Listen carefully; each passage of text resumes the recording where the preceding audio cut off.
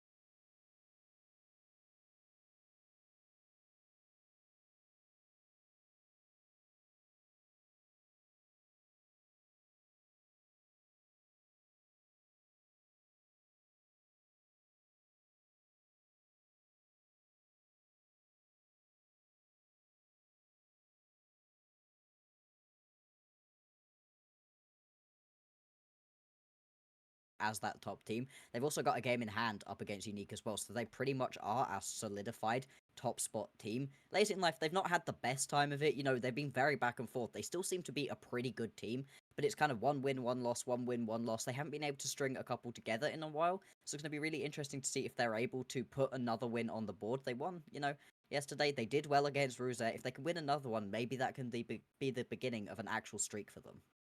And this matchup is interesting for many a reason. We've seen Rich Gang's top side, which I want to bring up here before the game, and just champion ocean it up for the season so far, with the top laner only repeating one champion being Renekton. Everything else unique pick time after time. And that's sort of a thing where when you're lazy in life, how do you deal with that sort of variety? I mean, it's really, really tricky, right? It's just the level of champions that are being played at this point. It feels like there's kind of nothing that you can actually do up against Typical on this one. Just a champion after champion after champion. And it's not consistent in terms of what's being picked either. It's not like, oh, there's a ton of champions, but it's just tank after tank after tank, or it's all variations of the Fiora Gwen. You know, they're just going to fight you. No, it's all sorts of things. There's plenty of the more aggressive pickups in the Gwen, but then you've got things like the Vayne, the Rumble, and then you do even have the Cassante. So you're not pigeonholed sort of into anything whatsoever, and that makes it incredibly tricky to try to play against a champion like this. I think maybe you need to ban away a couple of those top priority picks. The Renekton specifically has looked really good, and then you just have to deal with the fact that you really don't know what's coming. Yeah. Meanwhile, Lazy Life, though, they have also shown quite a bit of variety themselves, with Pibble bringing out the Yasuo for the first time. No, we've known him to be more of a caster player, so bringing this sort of a spicy pick paired up with the Ziggs down on the bot side, they're kind of flexing themselves into the meta game. Yeah, I mean, it's very surprising to see them pivot into going more meta, but at the same time, we've been on this patch for a while at this point. I think we'll be going on to the next patch relatively soon, but for now, we've been on this one for quite a long time. Teams are really figuring out what's good and what they like to play on it, and I think that this adaptation into a bit more of a standard composition is a bit of a show towards how variable they've been. You know, they haven't been able to be consistent, and there's a reason that the best picks are the best picks, and maybe moving towards that will give them that level of consistency that they've really been looking for. Yeah. And the thing about being still on this patch is when you're looking for consistency, sadly we found the solution to it. It's called Corki and Tristana. Yeah. Yeah, I mean, those two at the moment are just disgustingly strong. I think the Tristana more than the Corki in that it gives you a little bit more. The extra level of mobility and aggression that you can get out of a Tristana gives you a little bit more, but still, if you get one or the other, you're going to be more than happy. It's pretty much a every time ban. every single time that you're on red side, you have to get rid of it. Otherwise, you're going to have a very bad time. And anytime that we do see it slip through into the actual picks, it's pretty much always being first picked. It's so strong at the moment. Warmogs is also incredibly strong, so that's brought a lot of the tank supports, tanky top laners into play. We kind of know what's up with this patch, but occasionally people pull things completely wild out. And the fact that the Zyra jungle isn't wild at this point is very surprising. Yep. Well, let's see if they are going to wild out. We are ready to draft, and it should be on going. Already first picks coming through as the bans go. We don't see either Corki or Tristana banned, instead of focusing way more on the top and the jungle positions for Lazy in life. And Israel has been a mainstay of the ride, picking that away, and it is a flex between the mid and 80 positions. Yeah, I mean, alongside the Lucian, the Kai'Sa sort of could play either of those roles. I really think we will end up seeing Kai'Sa in the bottom lane because there are such good aggressive supports down there at the moment. Terrible Proud, Leo, obviously the others ban, that would have been a good pairing. We always have a good time with these champions, but Kai'Sa is kind of the best pickup for us aggressive down the bottom lane. And again, with that first pick, Ezreal, he's always first pickable at the moment. The second that he gets that first item completed, he's going to be super safe. Same kind of thing with the Ari, you can sit quite far back in these team fights, you don't want to get aggressive. And if you do pair it with a nut, again, not be very aggressive support, you don't have to worry about it. It's very unlikely to try and isolate, you can go elsewhere. Something to see chill out. And the Lucian Kai'Sa first came on. Kurosh has thrown out there a couple of times. Good at it. Lace is the person I'm looking at. What is he going to bring? I'm pretty much guaranteeing that there's an EP coming in. When has been banned, which he showed on Sylvia, about the Abu, which is interesting and quite popular. Brandon also plays Nico Lyra, Leah, or do you instead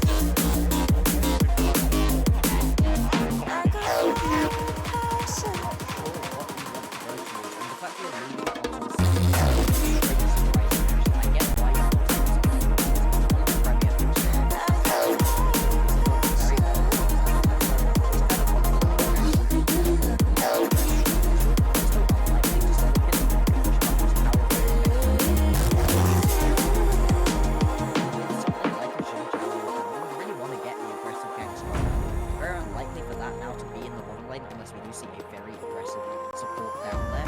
The Ari is a lot easier to gank, of course, but we are seeing another one of those AP jungles taken off. The Lilia is pretty strong at the moment. I don't understand why you don't want to get rid of that. Feels like the Zyra is kind of the remaining Premier.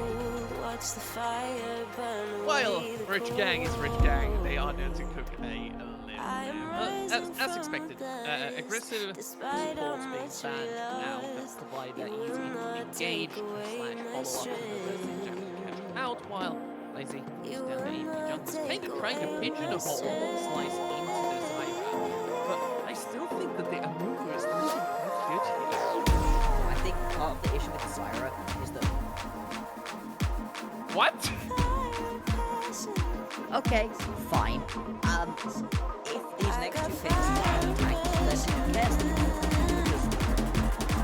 Resist anyway, like, it's that's... You said they were that's definitely cooking. I mean... I saw one of these not that long ago, but I think this is like 6 months since I've seen one, and like, Dante ruined the one man. It's not gonna be everything. It's pretty tricky to one-shot a ninja out as well.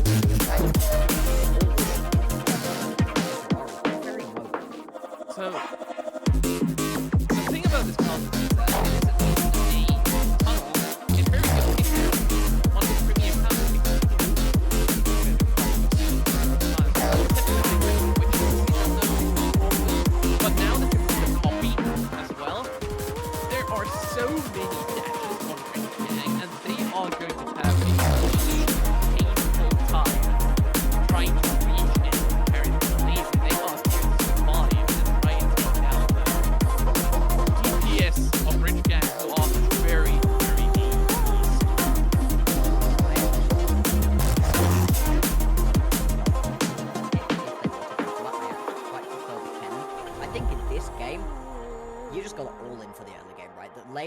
into this game, the more that the Poppy is unlocked to get across the rest of the map, and so get into your lane, join up with wherever this Karthus is, yeah, that just doesn't make things good. Early on, though, when the Poppy is more in her more in the bot lane, not really around with you the whole time, it's a lot easier to actually make this composition work, and RG just have to get going early. You know, if this Kha'Zix falls behind, and Usus, if the Kai'Sa or the Lucian fall behind, they don't do very well for themselves. They don't have a lot of late game endurance, particularly not in the same way that I feel you do as lazy.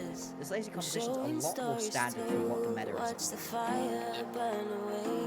The one thing about the late game, though, Mirai on the Kai'Sa is able to provide some shots where the Kai'Sa W will eventually out.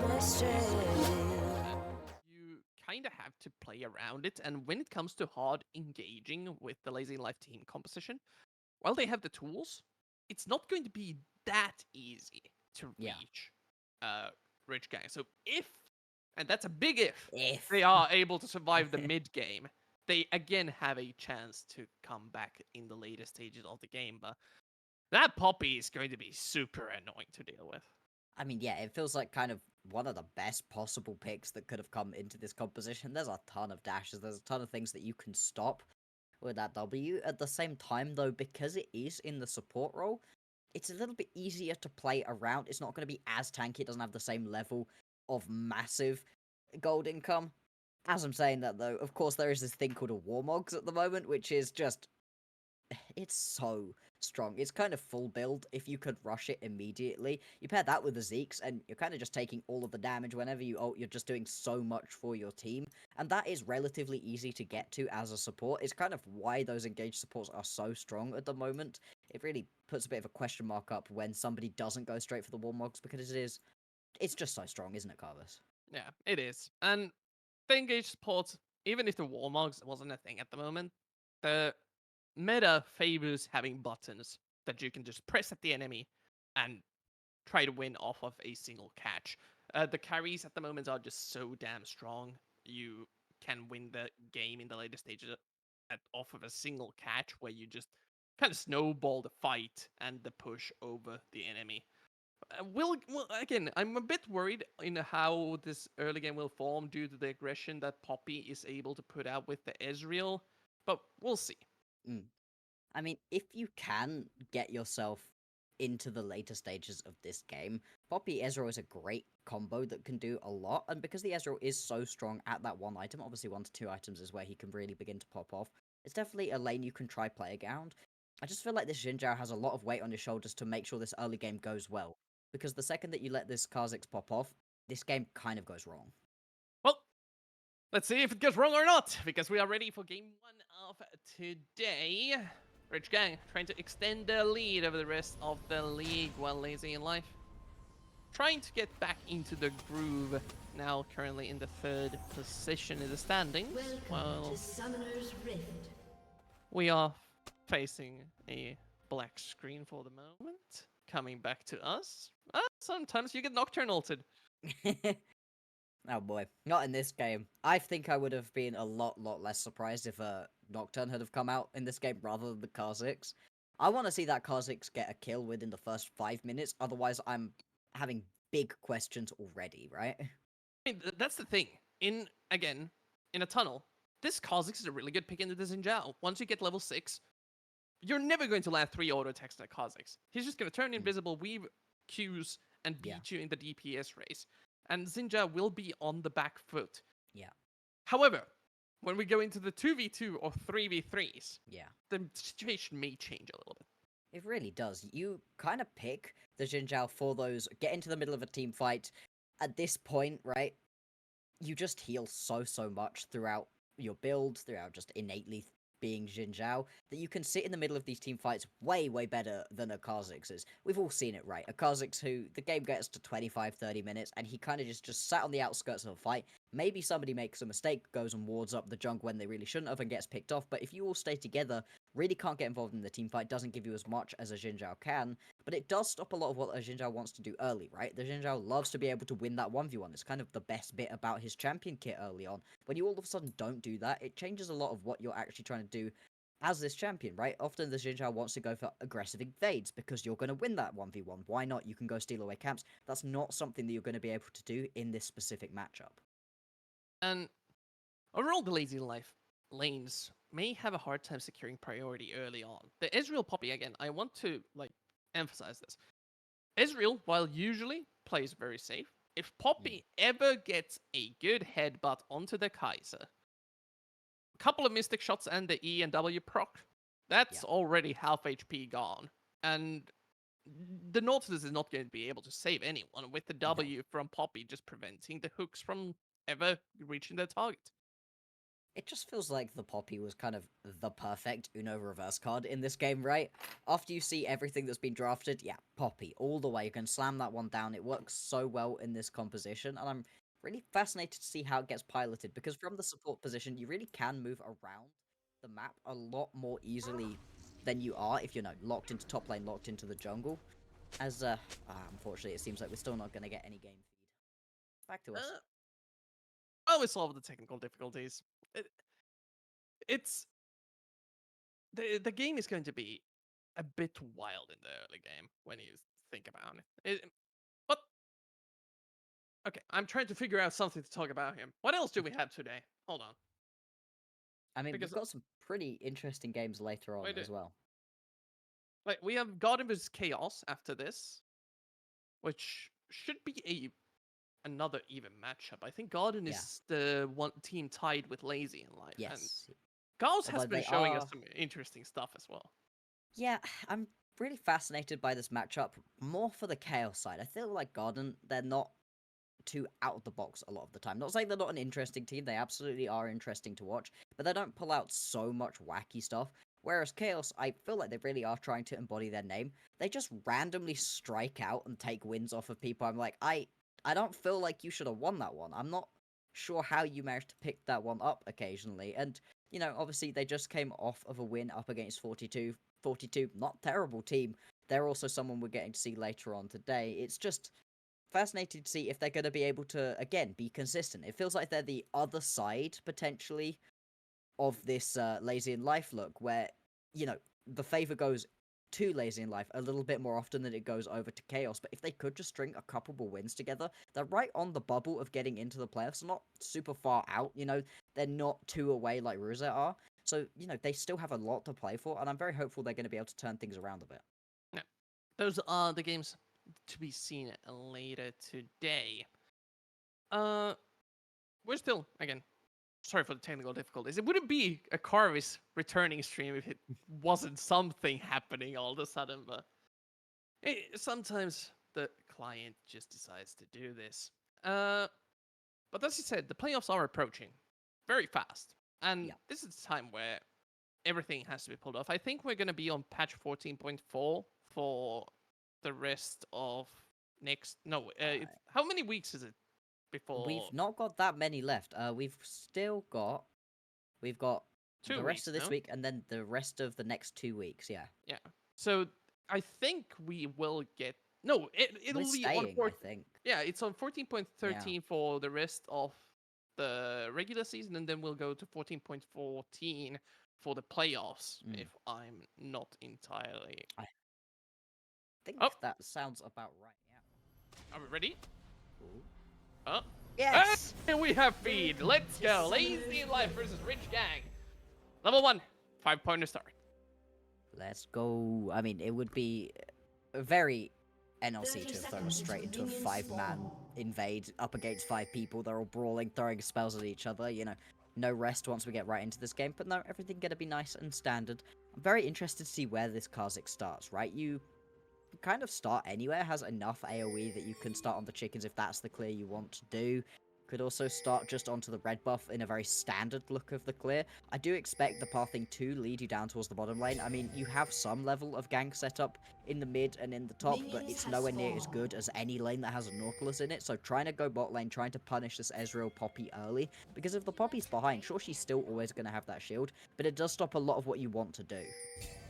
There's also the possibility that if Slice decides to path towards the bot side, Milkshake can, if he wants to skip a couple of camps and go for a blue side invade, if Tidebringer and Sim are able to get those aggressive trades going, with the Poppy having the Hail of Blades, Yeah. volatility is high in this lane. Yeah, it's much higher than it could potentially be. You know, you can always go for the aftershock, you know, where you're just an unkillable wall as the Poppy, or maybe you even want to go a little bit speedier in your runes. That's always a possibility too, but no, instead going for the Hail of Blades, you do a shocking amount of damage. I mean, obviously Poppy, mainly a jungle top laner, so has quite high base stats, something that you really like to be able to use as a support, and you can punish a Nautilus who jumps in. If the Nautilus jumps in when you know, are in a good spot to be able to stop what he wants to do, the Nautilus kind of finds himself in no man's land very quickly, and that can, you know, become a turn.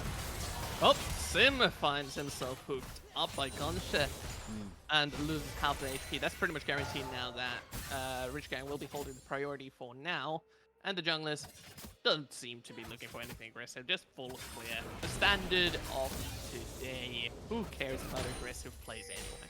Yeah, why would we get aggressive when instead we could get as many camps as possible? I mean, I don't necessarily disagree. I think since both are just going for this full clear, it doesn't really disadvantage either. And the lane that you're really looking to go towards right here as Slice is pushing in massively, so you're never really going to get a gank off into that lane either. With that bot lane trade, that's exactly what you want to do as Kanska, because once that Steadfast Presence does come through for the Poppy, all of a sudden, that engage doesn't work anymore, so you've got to punish during the early levels when you are at your biggest advantage in this lane. We'll see if the advantage has a swing in a couple of minutes, with both the junglers now finishing their clears. The Scuttler should be the target. Karosh secures mid lane priority, wards everything up, even pops the vision cone. Sees the Xin Zhao take the recall, so perfect information for Rich Gang. Yep. And Slice may be even able to secure a double scuttle here.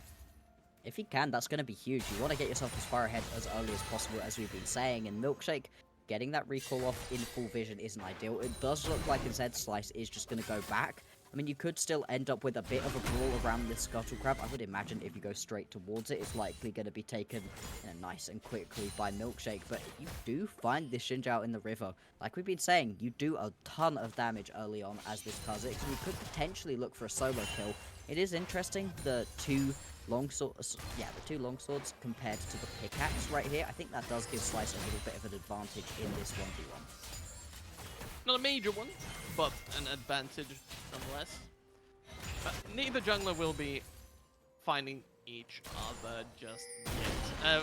Very calm early game, and I think that this Heavenly Cave is lazy. They just are able to get the Xante items, they're able to get the Xin Zhao out of their early game safely. Ahri first item spike is incredible, and the Ezreal Poppy, as you already said in champions like Tidebringer, will be having a field day once that first item is finished.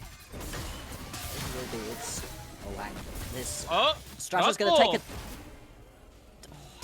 Interesting. Gonna take a tower shot.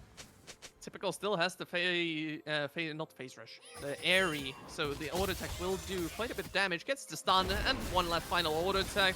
Wants to get the kill, but that certainly will. First blood over to the Kennen. The Xante from Strato feeling overconfident, trying to get some poke in underneath the tower. Yeah, I mean, you're in a range versus melee matchup. You're going to get the push in a lot of these situations because you can't step up as the Kennen, but you could also poke very effectively. I thought Strato was going to die because he was just underneath tower range, was playing that one quite well, but was still getting way over aggressive. Blew a couple of the spells as well without actually hitting onto Typical. Once you miss a couple of those Indofo strikes, you're just going to get taken down. Typical gets to walk him down, both lose their flashes, and beyond that, Strato also has to TP back into this lane. Typical's going to be able to walk it straight back, not miss any XP or any minions on this one. I don't think he misses any at all. And that's just going to be huge for this lane. Sure, you're down by a decent amount of CS right now, but that should even up pretty quickly once this wave is taken. By the way, some tech that I love from Typical. First item, we have a Haunting Guys in the inventory, so a Liandry will be on its way. People have been starting to realize Liandry's a pretty good item. Like, if you've seen any Udyr build that recently, he will melt everyone, Zac as well. Kennen, one of those characters that has realized, hey, I can actually utilize this item pretty well. This could turn into a 4v3. They're definitely trying. Sim won't find his way in. Slice taking a bunch of hits from the dragon, trying to burst down the Kha'Zix. Pibble is here with a ult, flashes forward. Milkshake's first one to die. Mid-eye, very low, but Kurosh is auto-attacking away. Tidebringer flashing over the wall, finding the Kai'Sa in the back lines, but Kurosh and Kansha way too healthy to fight against. Can Pibble sidestep? Doesn't have the movement speed from Foxfire. Gets the catch and another kill for the mid laner. Yeah, it's going to be a huge amount of kills going into the inventory of both mid laners, to be fair, but 3 kills, no deaths for Kurosh. Means he's also going to get to push this wave in. No teleport for the Ahri. This is going to be devastating for this lane state. And it looked like it was going to be a good play initially from Lazy. They got the 4 members down to the play a lot quicker on, but it was the fact that Slice survived just a little bit longer than what they expected. It drew Milkshake in a little bit too far. It made Pibble have to go further than he would have wanted to as well, and just kept people out of position for this Lucian to clean up on. 3 kills is just huge. We can see on the recall getting well towards that first item. Here we go again. Slice is there to cover for his top laner, but can he win against Milkshake? The level 6s are there for both junglers, but they know that the 1 versus 1 will quickly go bad if a Kennen joins into the fight. And the objective goes untaken. Even with Kansha rotating over, I think they are just a little bit too low on HP. It's a little bit risky to try to go for this one. I mean, getting the grubs right now would be huge. Ezreal Ahri has a much easier time of taking towers because of the range advantage than a Lucian Kai'Sa does. Obviously, if the Lucian Kai'Sa can get on top of it, as watch this banana go a little bit wide. I wonder if that was potentially a misclick. Oh, hang on. Slice has been called out, and now Throttle a little bit out of position. Pops the slicing maelstrom, and good damage all out, gets him out of there for now, but the mini stuns from Typical still coming in. Ganesha just needs to get 1 CC for the kill to be secure, but with the minion wave coming in, no hook to be landed there. And it's just a kill traded over, no jungler. The bot side is still up, and they really don't want to lose out on that extra CS. So understandably, Slice hits over the opposite side of the map, while mid lane, Kurosh starting to flex his power a bit. Yeah, I mean, right now, this solution is in a very strong position. We've seen Kurosh basically win Rich Gang a couple of their games on this pick. A little while ago, he played it. He said that he hadn't played it in quite a while, but it used to be a pocket pick of his. Now, it seems like he's really unlocked all of that by Tidebringer. Cancelled auto attack. I saw that, Mirai. Still gets the kill, but it was okay, and also by Typical. We've had a couple of kills go down right here. I'm more surprised by the death onto Typical, even though it was a gank. I think Typical had sort of outpushed his vision, didn't really know that there was a potential for Milkshake getting involved. I'm not particularly surprised that this Kai'Sa is just going to win a 1v1 at this point up against Ezreal. Sly starting up the dragon when his mid laner has recall without teleport. Instantly hops onto Sim. Pibble will be there, gets the enemy jungler down once again. Karnish is stuck in no man's land, trying to get that one last auto attack. Even the ignite is enough. Trade the kill over, but that's a double for Pibble and an overextension, I feel, from Rich Gang. Yeah, Slice making that play when you have your Lucian go back to base. I understand why Kurosh wants to go back to base. Look at that, has got that fully completed Kraken Slayer in the inventory already. It's also going to be a static dump for Mirai, so this bot side of the map is incredibly strong, but you actually need these champions on the map to be able to make these plays happen. I get why Slice tried to go for Sim. They're not particularly tanky at the moment, but it wasn't going to be a good play when you don't have any support around you. Even Kazuya was on the other side of the Dragon Pit in enemy territory. It took a while for this Nautilus to get there. You managed to get the trade back at least, so that does stem the bleeding a little bit, but a couple of potentially soppy plays out of Rich Gang, and I think this is the way this team play, right? They aren't the most clean, collected team. They love to brawl, they love to get into these long fights, but they just team fight so well that sometimes they come out on top of fights that you feel like they have no right to be winning. The thing I'm worried about is for this Kha'Zix being 0 and 3, so far, starting to fall behind the rest of the map. I mean, the Sons of the Sky is completed. Yeah. Ouch. On some characters, if you fall behind the rest of the map, even though you would be like equal with the enemy jungler, Kha'Zix needs to be ahead to be deleting people, while Xin Zhao is still able to provide utility. And you see it here, they're in no position to contest this invade from Lazy. No, they're really not. At this point, you're just having to concede a lot of your jungle, and it's just a couple of potentially questionable plays out of Slice that is putting him behind, and I wonder if that might end up costing Rich Gang here. If they'd have had a more standard jungler, this wouldn't be such an issue, right? Even on things like the Vi, like the Wukong, who I always talk about just being not particularly useful to your team if you fall behind, they give you more than a Kha'Zix cuz. Kha'Zix really doesn't provide any sort of team utility. Being a bit careful. But as you said, with Slice providing no utility, going for the Profane Hydra to get his clear speed up, getting himself back into the game, Lazy is free to go for the Dragon, just take it away. And the mid-game is the point where Rich Gang can lose this game even with the 3-0 solution. They need to somehow stem the bleeding and just try to get a patch or two with the Ahri not joining it. Yeah, absolutely. I mean, we're talking about Rich Gang like they're behind right now. They are 2,000 gold in the lead. It just doesn't feel like they're in that good a position because that lead is so focused right now around a couple of specific lanes. It's the mid lane and a little bit the top lane where you're going to have that gold advantage. And it really just feels like they needed to get that gold advantage onto the Kha'Zix to keep him relevant. Illusion's going to hit like a truck anyway. So is a Kennen, but that's not going to be the same of a Kha'Zix. We'll have to see, though, as right now potentially looking to hunt onto Tidebringer. Tidebringer knows something's up, is going to back off, but means you're going to be conceding a lot of tower plates over to this Kai'Sa. The Kai'Sa in a strong position is going to be great.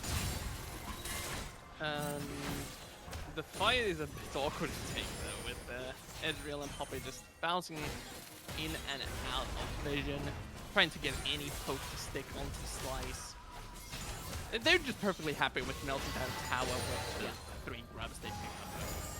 Yeah, just keep taking the tower gold. It's nice and easy. It doesn't run away from you or fight back like the champion gold does, and yeah, you're going to be happy with picking that one up. You can see that now we do have that completed Trinity Force for Tidebringer, so they are going to be in a very strong position. That's kind of the point at which the Ezreal looks so strong.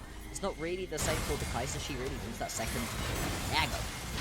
Double teleport channels down to the bottom side. Pibble gets there first, and now they just retreat away from Courage. They get one kill. Throttle on the flank, though. He's here as well. Getting that shutdown would be incredibly Wait, Pibble, what?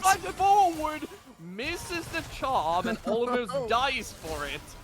Very risky from Lazy, but they come out ahead.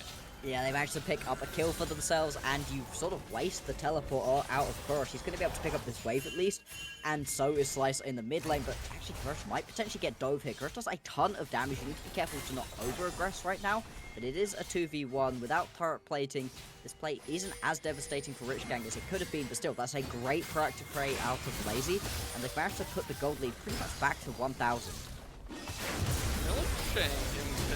Typical a piece of his mind, has to flash away with Crystal God. Oh, what no. are you doing, my friend? Tries to greed for the Wait, kill. he lives? Able to survive due to Strato not having the all out. Won't be dealing enough damage just yet.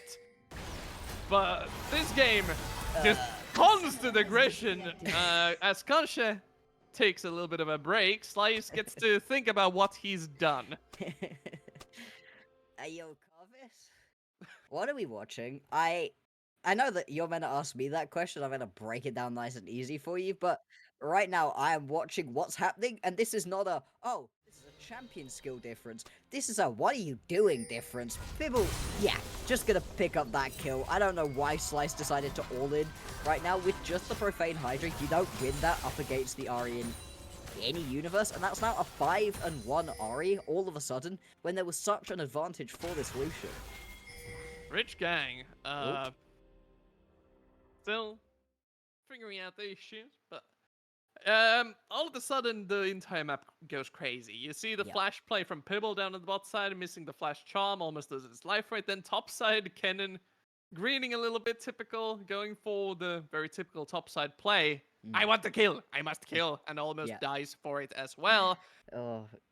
We should have 2 more kills on the table, but somehow they survive. I don't know how people got away with that. Like, sometimes the playmaking gods are on your side. They respect the attempt and let you get away, but not the cleanest game so far from either team. No, whenever I watch a kill like that go over or not go over, it reminds me of when I have a solo queue teammate who's terrible and we win, and I'm like, you didn't deserve that LP. There's no reason that you should have won that game right now. It's the small version of that, whereas like you should not have gotten away with that play. Still, they do. It means there are a couple of kills not going over, which does give a couple of advantages. And I think this is a really interesting point for us to have taken a quick pause, because the state of the map right now is kind of wild, right? We're only 15 minutes in. The gold advantage is just very slightly in Rich Gang's favor, and yet, despite that, it kind of feels like there's a big advantage right now for Lazy. At least when it comes to power spikes. Yeah. You have a bunch of champions that are just so damn powerful as the first item mark. Ari having the Malignance, you already mentioned the Trinity Force from Ezreal. And Xin Zhao, with Sundered Sky, just able to do what Xin Zhao does but better. As mentioned, he provides utility no matter how far behind he is. Sure, he may be a bit squishy, but against the mostly ranged team composition from Rich Gang, taking down the Xin Zhao may prove to be difficult. Yeah, I mean, at this point, Sundered Sky is keeping just a ton of champions relevant in the meta right now. It's such a strong item, and it means you can just sit in the backline, heal constantly, live forever. It works so well alongside this Xin Zhao kit. I have to see if he can make it work as well as possible, right? Get into the backline, really cause a lot of disruption onto this Lucian and Kai'Sa, because if you let a Lucian or a Kai'Sa free hit, especially a Kai'Sa later on into the game, it's devastating to your chances of actually being able to win. If you can deal with the Kai'Sa, keep her running, keep her on her toes, it makes it much easier to actually play out these fights, because you do have enough tanky champions to try to actually sit forward and absorb a lot of the damage. I mean, right now, Kansuke is kind of the only bit of frontline that you have for Rich Gang. That's not the case for Lazy. They've got plenty of different options to try play around. And the Dragon is where they are headed, giving over the Herald for now, as they are aware of the 4 Dragon movement, hoping for a good soul. It should be a good one, considering that Cloud is already gone. Rich Gang, of course, trading for the money and backstage. They, with the Herald pop, could even get the real money tower, that being the inner one, as Lazy are just not in a position to defend this fast enough. Tidebreaker stuck down on the bottom of the map. They want to take the full 4. Punch has been called out, but with the Abstract supplies a ton of the damage, TP in, right into the middle of everyone, gets dragged out by the Cassante, but the damage is already done. Kurosh getting picked off. 3 on 2 now, but Stratos is so damn tanky, will be dying eventually. And Rich Gang comes out with 3 kills for 2, but Tidebringer this entire time has been shoving in mid. Yeah, shoving in mid, getting a ton of damage onto this tower. Also, through that 2-shot barrage. Is it cool? Do you think he can get? Okay, no. Through that 2-shot barrage through the fight as well, and ended up either picking up the kill or helping it be secured to start off that fight. Was actually really helpful to that fight and getting a lot of pressure for Lazy as well. Dolo, Rich Gang, with all of those kills going over, you could see the power of this Kai'Sa was just shredding through people in that team fight. Also the Kennen, without that ulti, without that all out of Strato, it would have been even more devastating to Lazy in life if you'd have just left that ult and Kennen in the middle of the fight. It doesn't end up happening. Tybo is about to walk into danger though, doesn't have the ult. No flash either. They instead turn it around onto Mira. He gets blown up. Slice finally picks up a shutdown of his own, but the fight's still going. Milkshake and Stratos trying to 2-on-2 against the world. Kurosh gets taken down now against the Cassante and Poppy. I'm not sure if Rich Gang has the damage. Tidebringer joins the fight as well. And Rich Gang, full retreat, will be missing the ultimate, but Slice should be fast enough to get away. Tidebringer with the flash over the wall has nothing to say but nothing to say, nothing to do but kill. Let's go with that. I don't know where I was going with that. Regardless, a bunch of kills going over, and Rich Gang, again, they try to go for the confident play, but Lazy punishes. Yeah, indeed, it is a good catch to try to get on top of an Ahri who doesn't, have that ulti. You know, she's in a pretty weak position right there, and you do have a lot of damage, but Mirai just gets full engaged upon out of Milkshake, and the 1-for-1 is massive. Lazy also got Tidebringer around, who wasn't involved in that previous fight. Part of the reason why Rich Gang were able to pick up as much as they did in that one, because this this Ezreal right now is in such a strong position. 2 items completed. Also, you have the Trinity Force, you're in a good spot. Now that you've got the second one, wow, you're just going to be able to shred through whatever is in front of you. He's hitting like an absolute truck, and it just makes these team fights so tricky to play around. Rich Gang really fully indexed into an early game composition, weren't able to get that massive early game lead through, and they're now paying the price. Kansha finding someone he probably didn't expect to find, trying to land the hook tight there. And another skirmish. Let's have it. Sim will already fall. They did expend the flash and the slicing maelstrom from typical though. Huge team fight cooldowns gone from the side of Rich Gang, but they don't seem to care. Killer instinct in, Mirai once more, and Tidebringer losing so much HP. One last Void Seeker able to pick up the kill, and 2 quick ones for Rich Gang. I mean, once you have to use the Arcane Shift away and already use the flash in the previous fight to try pick yourself up a kill, just going to end up going down right there, and that's going to unlock this mid lane tower over to Rich Gang. That puts them back in a good spot in this game. It buys them a little bit of space, a little bit of time, right? They now need to just get more items onto this Kennen specifically. Only 1 item on the Kennen, and already that Splicing Maelstrom is doing so much damage. That's kind of your team fight win condition right here, where they're looking for one under this tower. Already down half HP. Sim trying to peel everyone away, but Rich Gang just unrelenting aggression. Go forward. Strato with the all out, able to get the support, but they don't really care. They already get 2 towers for this, a bunch of kills, and there's the enemy jungler is stuck topside. He hasn't even started to recall. They clear the wave, and Pibble trying to get the peel going. Pibble. Look at the damage! Tidebringer and Pibble peel off the entire team of Rich Gang. And Milkshake is, wait, you guys don't need me? He's just going to continue pushing. And that Ezreal ult nearly managed to hit right there onto the recalling Typical. If Typical gets his recall stopped, you lose that top lane inhibitor tower. That's more than enough time to be able to pick that one up. And what looked like another really good player, Rich Gang, turns on its head almost immediately. Pibble, Tidebringer, they play that one basically to perfection. They also use Strato to great effect. So tanky at the moment. Now got that Iceborne Gauntlet completed as well, so it's going to take a really long time to try to kill. And this should also translate into a Drake. Obviously, the Baron is up and available. Both these teams have a relatively quick Baron take, but I don't think it's fast enough that you could just try to steal it away. I think we're going to see a pretty big 5v5 in a minute. Right now, Lazy trying to set themselves up for this team fight, because you need the vision to stop a mass Typical ult. If you manage to get the Slicing Maelstrom onto 4 members in the backline, this fight goes horribly wrong for Lazy. They need this vision set up to be able to avoid that and play this fight out nice and slowly with all of the poke that they have.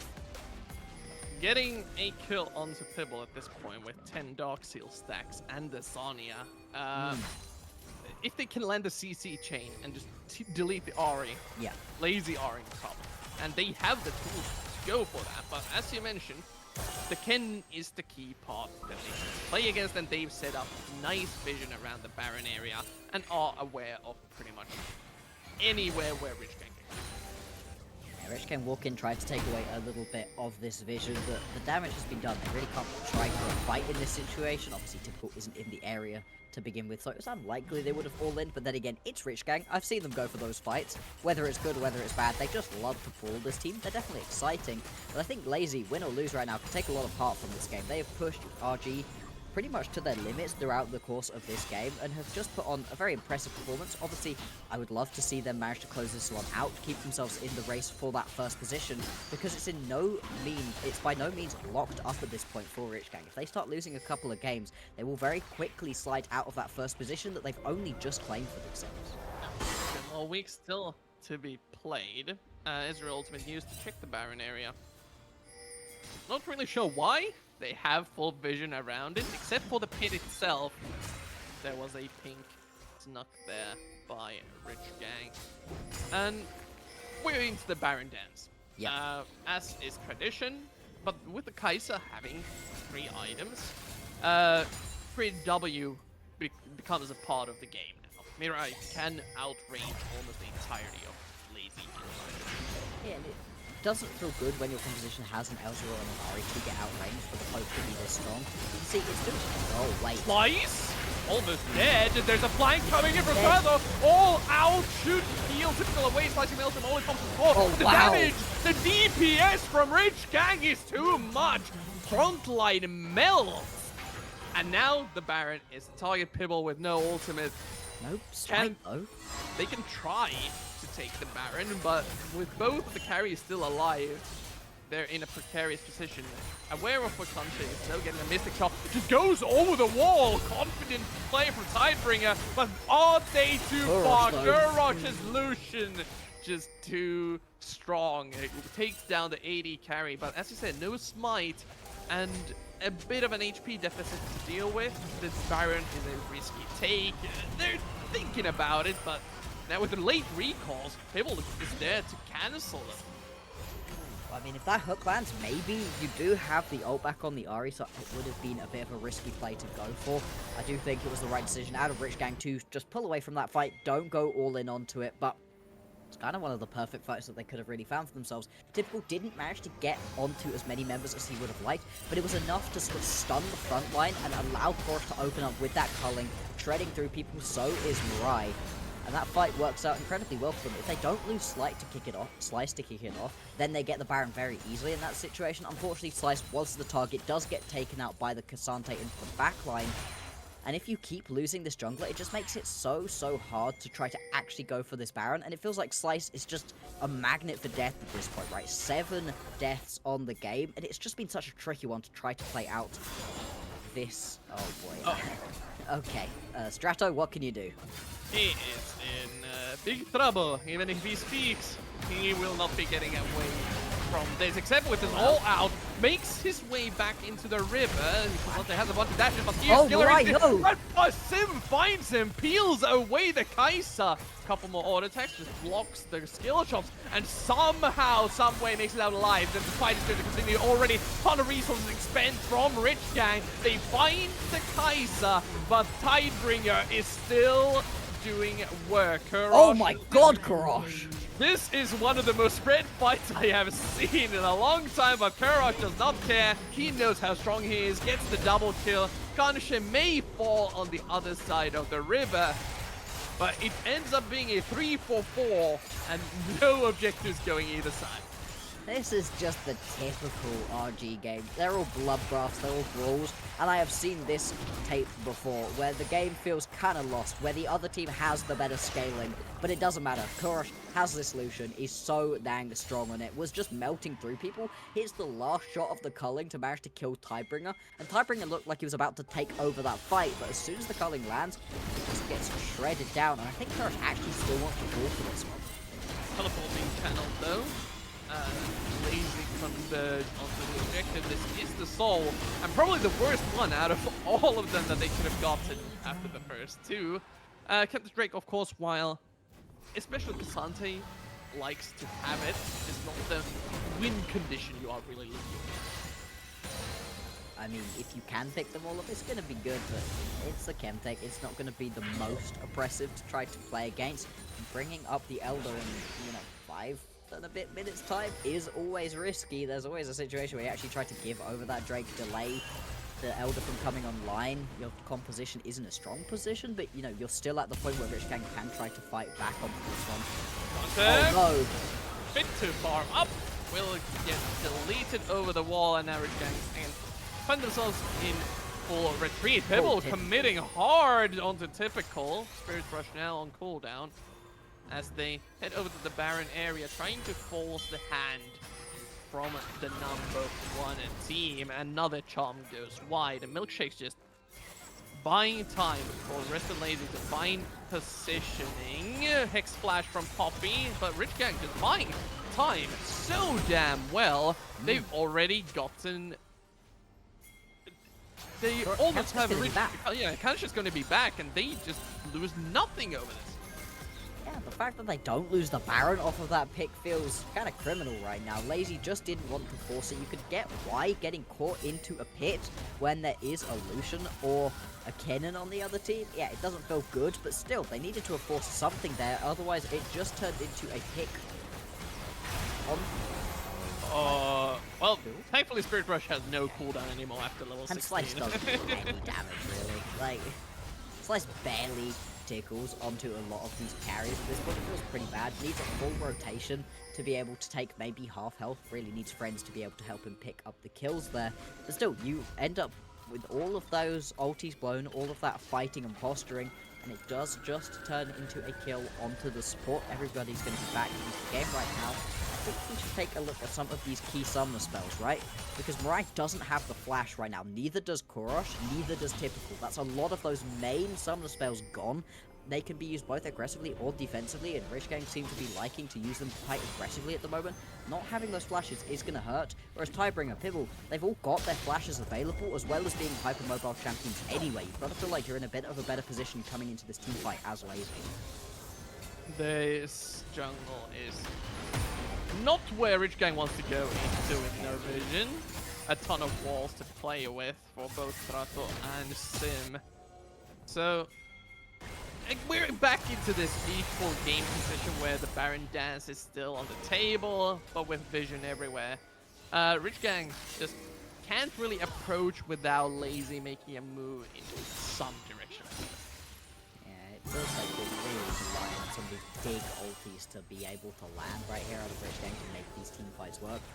And the same thing can be said for Lazy, although a charm would do it to be able to initiate this fight. Interesting position to try to all in onto the Cassante on the bottom side. I think there was a move out of Kenshka to go, maybe I could look down there, doesn't decide to. I think a full commit down there would lose you the Baron all the way. And this is the interesting thing about a Baron dance, is you just have to keep all of your strongest members sat in the mid lane until you can pull the trigger and do something else. And it just means that these side lanes end up sort of free roaming for these side lane carries. And if you can get a good push going, it can draw members away, maybe it can open you up to try to go for a team fight. Although so far, the push is very slow out of Cassante right now, not really drawing pressure for a while until he gets to that 14 tower. Yeah, Cassante one of those champions, while he can be annoying on a side lane. Oh, teleport panel top side, they found Korosh! Oh no. Oh no. Oh no. Rich Gang No.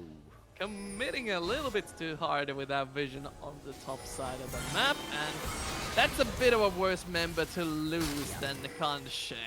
Main DP is now gone, 11 kills worth of gold, not participating in the upcoming dragon fight, and they just know there is no way they're winning a fight, instead committing towards the mid lane, trying to get whatever they can.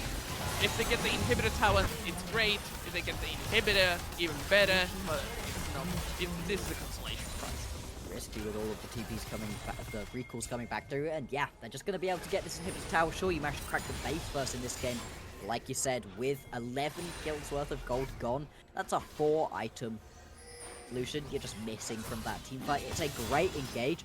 We were watching Strato down on the bottom side, just slowly pushing out this wave, but a great teleport to go and support the buddies. It was an over push out of Korosh, had been sent into that top lane. Lucian's usually okay at side laning, but had just way over-aggressed. And losing out onto Lucian was always going to be devastating. You are going to be back and available, recalls coming through, few more items picked up, but this is going to be an Elder fight in just 40 seconds time. Can't lose this one, as he's just dead again. Slice is gone. Yep. Bug got slapped by the swat. No. Swatted? Is that how it works? I don't know how it... Like, Finnish is way more convenient when it happens. You can just say the word and it means something. Look, English is nothing but inconvenient, right? That's the point of the language, it feels like. I don't know. In Finland, we have these, like, fly swap things that are electrified. I don't know if we have those in England. I have seen them about. They're not everywhere. And we just say that you swap. They are swatters that you swap with. And Yeah. I don't know. This is a tangent. Elder Dragon's up. Rich Gang. Feels like nowhere Lazy near are kind us. of swatting our team at the moment. I Yeah. gotta be honest.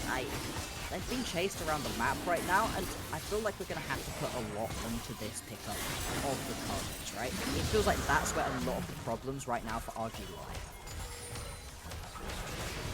Indeed so. Problems that RG are having include not having the calling to wave clear anymore with, because the wave is approaching down from the bot side of the map.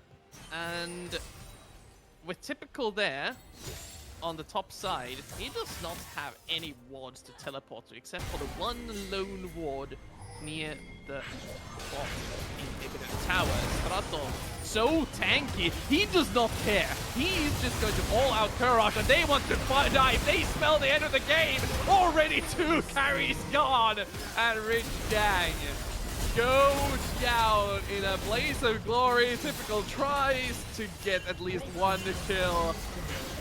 Aggressive play this time does not pay off, as the teleport will be coming in from Pibble. Just gets the one last recall. The minions aren't dying anytime soon. No cooldown to play with. Rich Gang just trying for dear life to defend, but instead they end up patting at Lazy's KDA as they move up in the standings, untying the game. Eventually. They're gonna, there we go, close that one out. Typical just about gonna survive this one, not gonna be 30 kills to Lazy.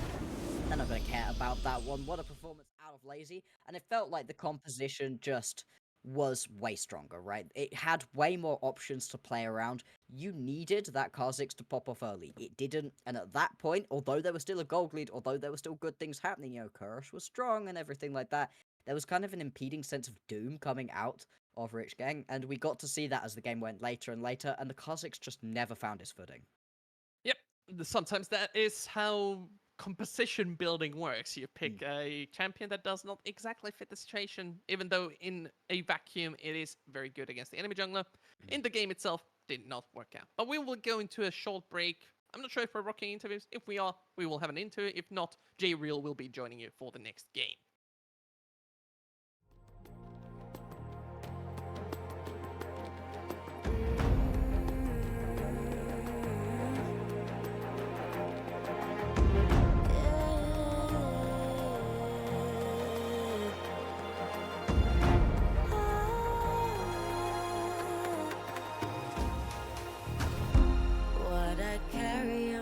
Shoulders, we're showing stories told. Watch the fire burn away the cold. I am rising from the dust, despite how much we lost. You will not take away my strength. You will not take away my strength.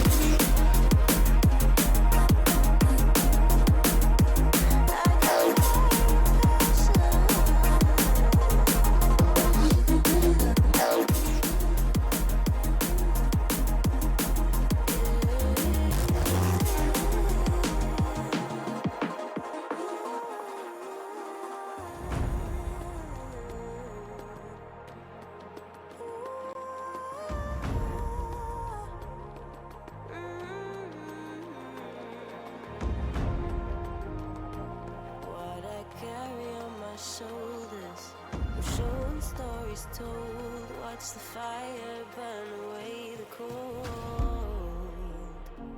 I am rising from the dust, despite how much we lost. You will not take away my strength. You will not take away my strength.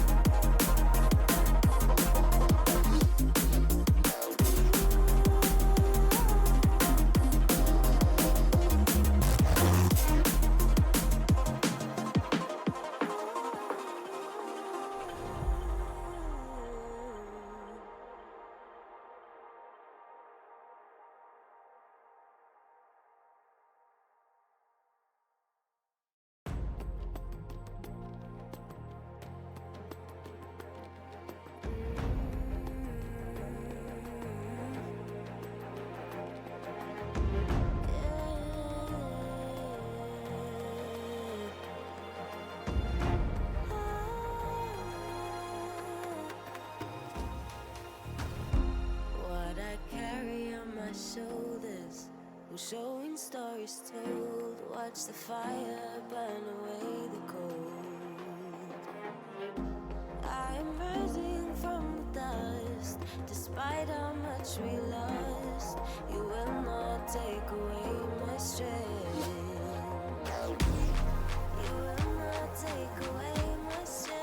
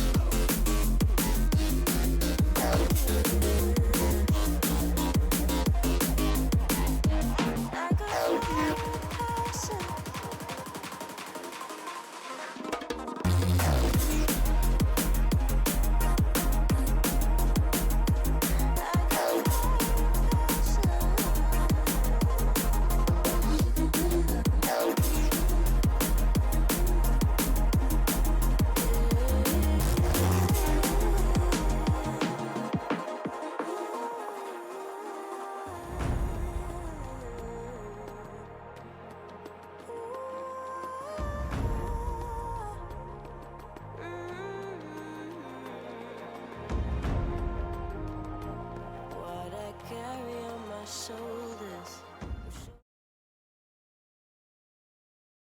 Hello, and we are back. I've swapped in for Carvis. He had to go do some important Twitch rival stuff, I believe. I don't know if I can actually leak that. But either way, you didn't hear what I just said. We're back into the game. This time, it is time for match number 2. GG taking on Chaos. And we saw Garden Gaming yesterday beat Fourth Wall.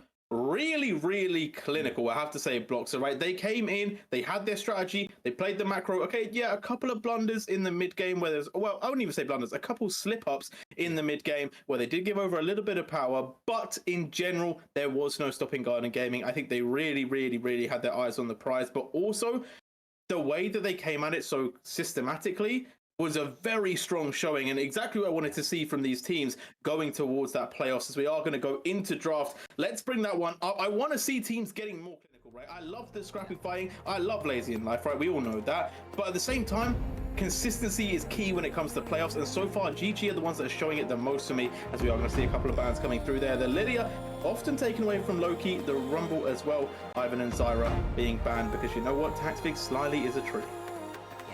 He just loves to play that one. It's basically been banned the whole time, right? I haven't actually seen the Ivan be allowed onto any of our Ivan players at the moment. It feels like it must be strong right now and our players must be good on it, but I personally haven't been allowed to see it. It's very interesting at this point that neither the Forky or the Tristana have hit the ban table. Neither the Brand. Those are a lot of the premier picks that we'll be seeing quite often. Okay, it looks like we're gonna have a little bit reset right there, but still, we've not seen a lot of those highest priority picks taken off the board, and there's only 2 left that we hadn't seen so far at that point.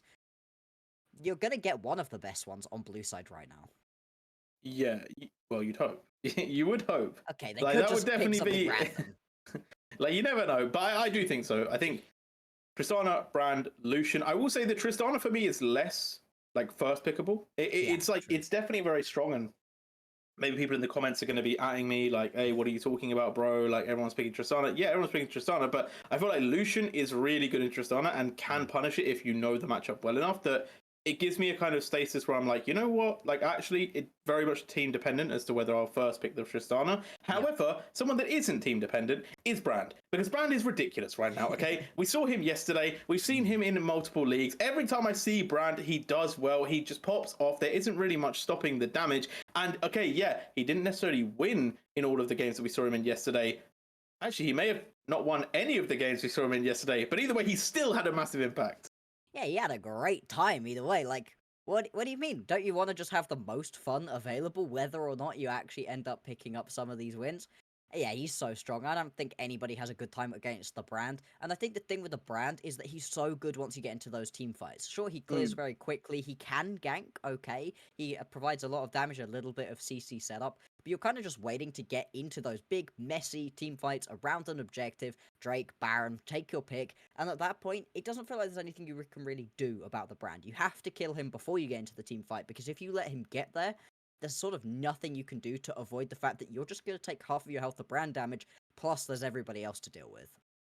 Yeah, it's it's a tough time. You know, it's a ticking time bomb that I guess sets off from level 4. You know, it's a sentiment where I don't think Brand will solo win you the game, but it will always give you that upper advantage in those team fights, right? The Pyroclasm just doing so much damage, it's really hard to avoid. But also, one thing I was talking about yesterday with Temporal is the thing I like about Brand specifically is it's kind of like old Nidalee, where if you play for setup on top side, you can basically just always kill off the enemy top laner. You can set yourself up and your top laner up, and then you can become very strong as a duo unit going into those team fights, which people will be like, hey, J-Roll, you could do that with anyone. Yeah, but Brand does loads of damage to everyone else in the team fight, so it realistically covers you for not having got the bot lane super far ahead as well. Yeah, it just provides so much extra to you everywhere. It doesn't feel like there's any point at which you're like, dang, the Brand isn't helping us out in this team fight. No, it's gonna be fine whatever happens. And that's kind of the joy of the AP junglers too, is that it just unlocks the map so much. I'm a massive AP jungler enjoyer, although I gotta be honest, I do prefer the Dianas and the Echoes, you know, the more aggressive ones, rather than, hey, I'm just gonna sit in a team fight and blow you up from the backline. I'm not the biggest fan of that, but it's what we've got at the moment, and it is really effective. And it's going to be interesting to see what the decision is back the other way, because we've been seeing a lot of AP jungler versus AP jungler. The Karthus still available. Obviously, the Zyra's been taken off the board, although people haven't been having the most success with that. I do wonder if we're going to get that, or you just go all in on the jungle, try to get as aggressive as possible. Or there's always that third option, and there's only one champion, it feels like, in that third option. It's the Sejuani. I'm tanky. I'm just going to help out my team. It's the boring option, but I feel like some of these team compositions could really benefit from just having a stable jungler. Yeah, no, I think stability is always strong. I personally been playing a lot of Zac, right? But I have to, I'm thinking about it, and then maybe I'll burn myself again by going back to one of my favorite junglers of all time. Fiddlesticks is actually on the rise. Yeah. 14-14. I think we're playing on 14-13, so I don't think it's actually going to affect our players. So we don't need to worry about it just now, but maybe in the future, something to think about. 14-14 has made a bit of a difference to AP junglers, right? Some of the junglers have started to lose a bit. Zyra, Brand, all of those, you know, the normal counterparts. But Fiddle is still very strong. And Fiddlesticks, obviously, really, really good team fight. However, the difficulty with Fiddle is obviously you do have to kind of compositionalize around it. So it definitely does make it a little bit more tricky to play in some of these 5v5s. But there is a world where I'm thinking that that could start taking a bit of priority if you wanted that AP and then have a little bit more setup. And obviously it does well into the team fights. And also can kind of smoke some of these other AP junglers. So, you know what? Maybe that's what we're going to be moving into, especially with the priority of like the fact that ADC mids are just perma everywhere. It's maybe one on the cards, but we'll have to obviously see how that one plays out a little bit later. Right now, though, I think that one thing I kind of want to see a little bit more of is a bit of a switch up in the top lane, to be honest, because I feel like we're getting a lot of Casantes. I feel like we're getting quite a few Renekton's, but I've been kind of going around some regions, right? I was in Old Trigger the other day, and someone played Fiora, and wow, like that was a pretty extreme way to win a game. That's all I'm saying. I mean, it just looks so strong at the moment in a way that I feel like we haven't really been getting to experience from those heavy fight top laners for a while. I have seen a couple of the, like, a full engage version of the Renekton rather than the sort of bruiser version we've been seeing, a Darius, something like that, but we haven't really been seeing the Fioras, the Gwens as frequently as we would have really been expecting, with the fact that I think they're in a really good spot, and when you do have that very heavy AP in the jungle, it can unlock your top laner to instead be that sort of AD carry that you can play around. I'd love to see something like the Fiora pulled out right here. I think Aurelia too is in a really nice spot. It's obviously quite tricky to play, but when we get a lot of double AD compositions where you've got, you know, the Tristana, the Ezreal, the Tristana, the Kai'Sa, having something like the Aurelia ult to be able to shut a lot of that down could be really good, and it gives you a lot of backline threat too. Any of those kind of pickups would be fascinating, because you're right. It's really boring. It's really boring in the top lane at the moment. It's so much of the same. I've seen so many Ornn Cassantes recently that I feel like I could play that match out like in my sleep at this point. Yeah, it's, you know what? that's kind of like I guess the interesting thing about League of Legends, and I actually think it's kind of maybe one of the talking points of esports versus sports, which is that like even though yes you get the same matchups a lot of times, I do feel like it's all down to the players at the same time. Yeah. Like we could see the same same matchup time and time again, and I actually want to go back a few seasons. Right, we're talking maybe like 3-4 years here, where Ornn Renekton was like the matchup that was happening in topside. Right, not loads has changed, but essentially I would always see it. I would see Renekton's picked to Ornn. They would basically just lose. Right, it was a slow process where yes, you're not going to like be giving away loads and loads and loads, but it is going to be a whittling down of your chances of winning the game. And unless the rest of your team did something, well, it's not going to really be doing too much. And then, and I'm going to misquote who it was actually, Okay. but I think it was. Oh, I've completely lost who it was. I want to say it was White Knight. Was White Knight a top laner I in the LEC? think so, yeah. But basically, he picked it into Ornn. I was like, bro, this is dead. You know, Right. pentakill. So Penta? you know what? Sometimes it's the player, it's not the pick. But we are going to go to a quick break. When we come back, we'll be getting the draft for this game. One of the players' internet, the seed. So hopefully that's going to be fixed pretty soon.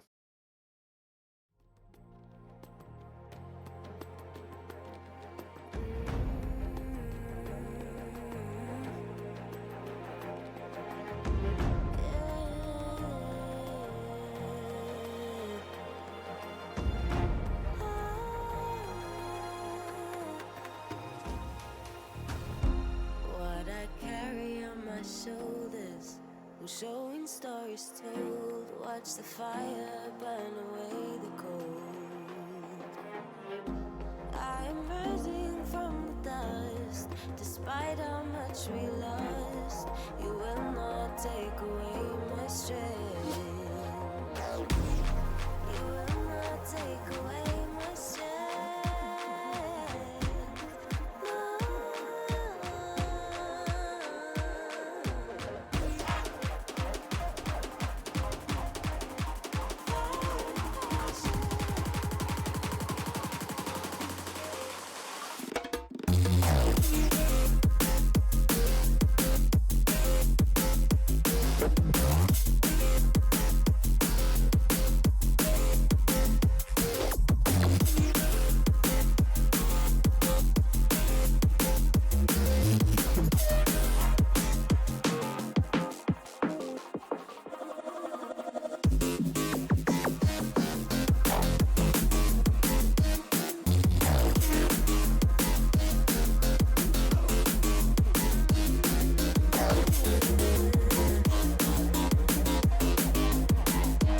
I got passion.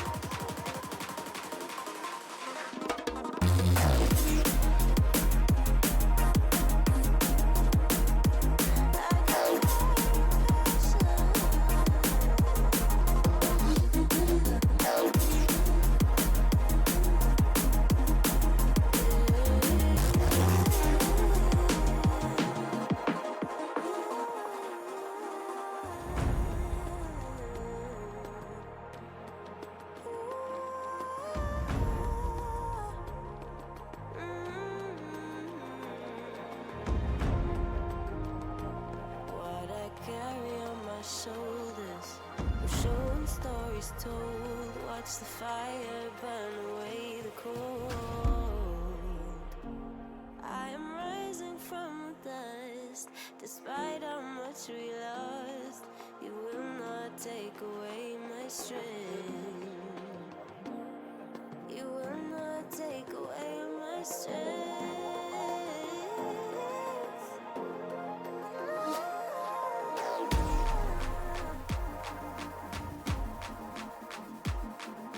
Fire passion.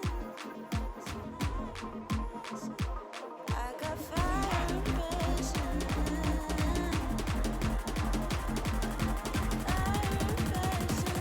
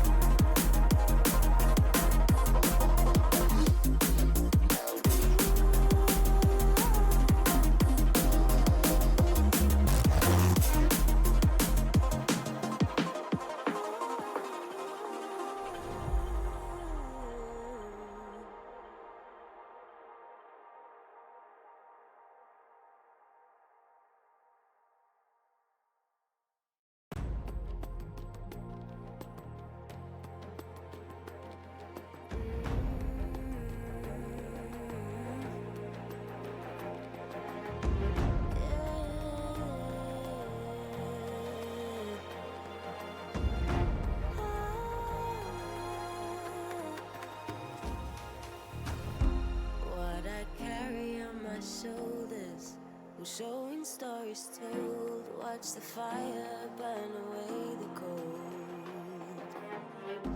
I am rising from the dust, despite how much we lost. You will not take away my strength. You will not take away my strength. No.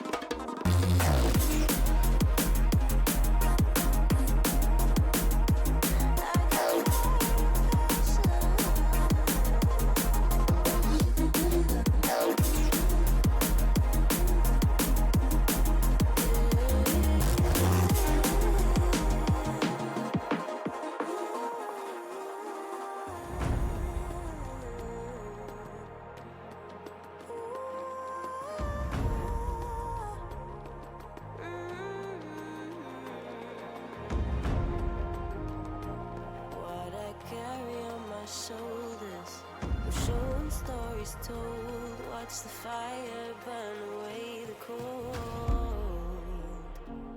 I am rising from the dust, despite how much we lost.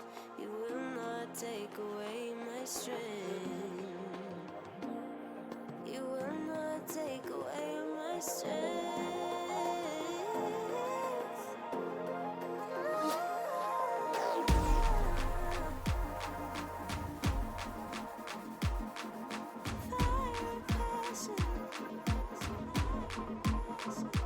I got fire and passion. Fire and passion.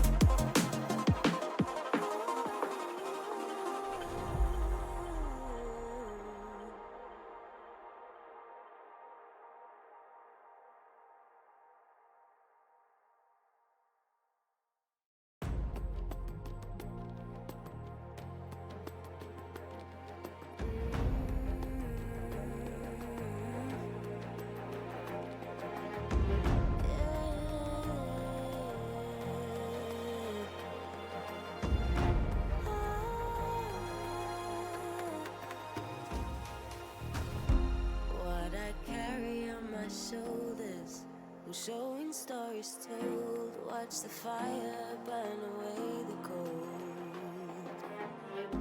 I am rising from the dust, despite how much we lost. You will not take away my strength. You will not take away my strength.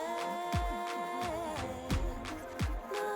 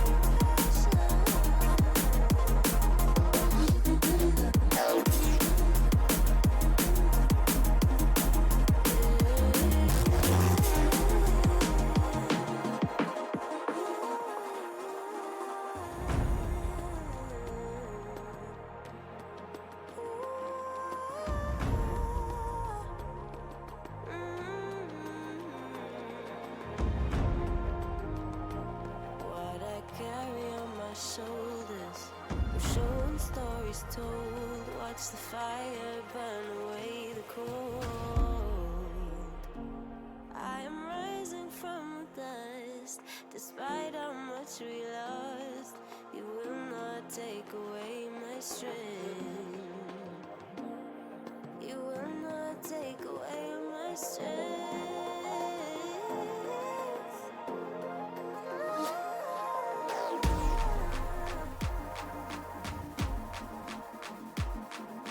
Fire passion. I got fire passion. Fire passion.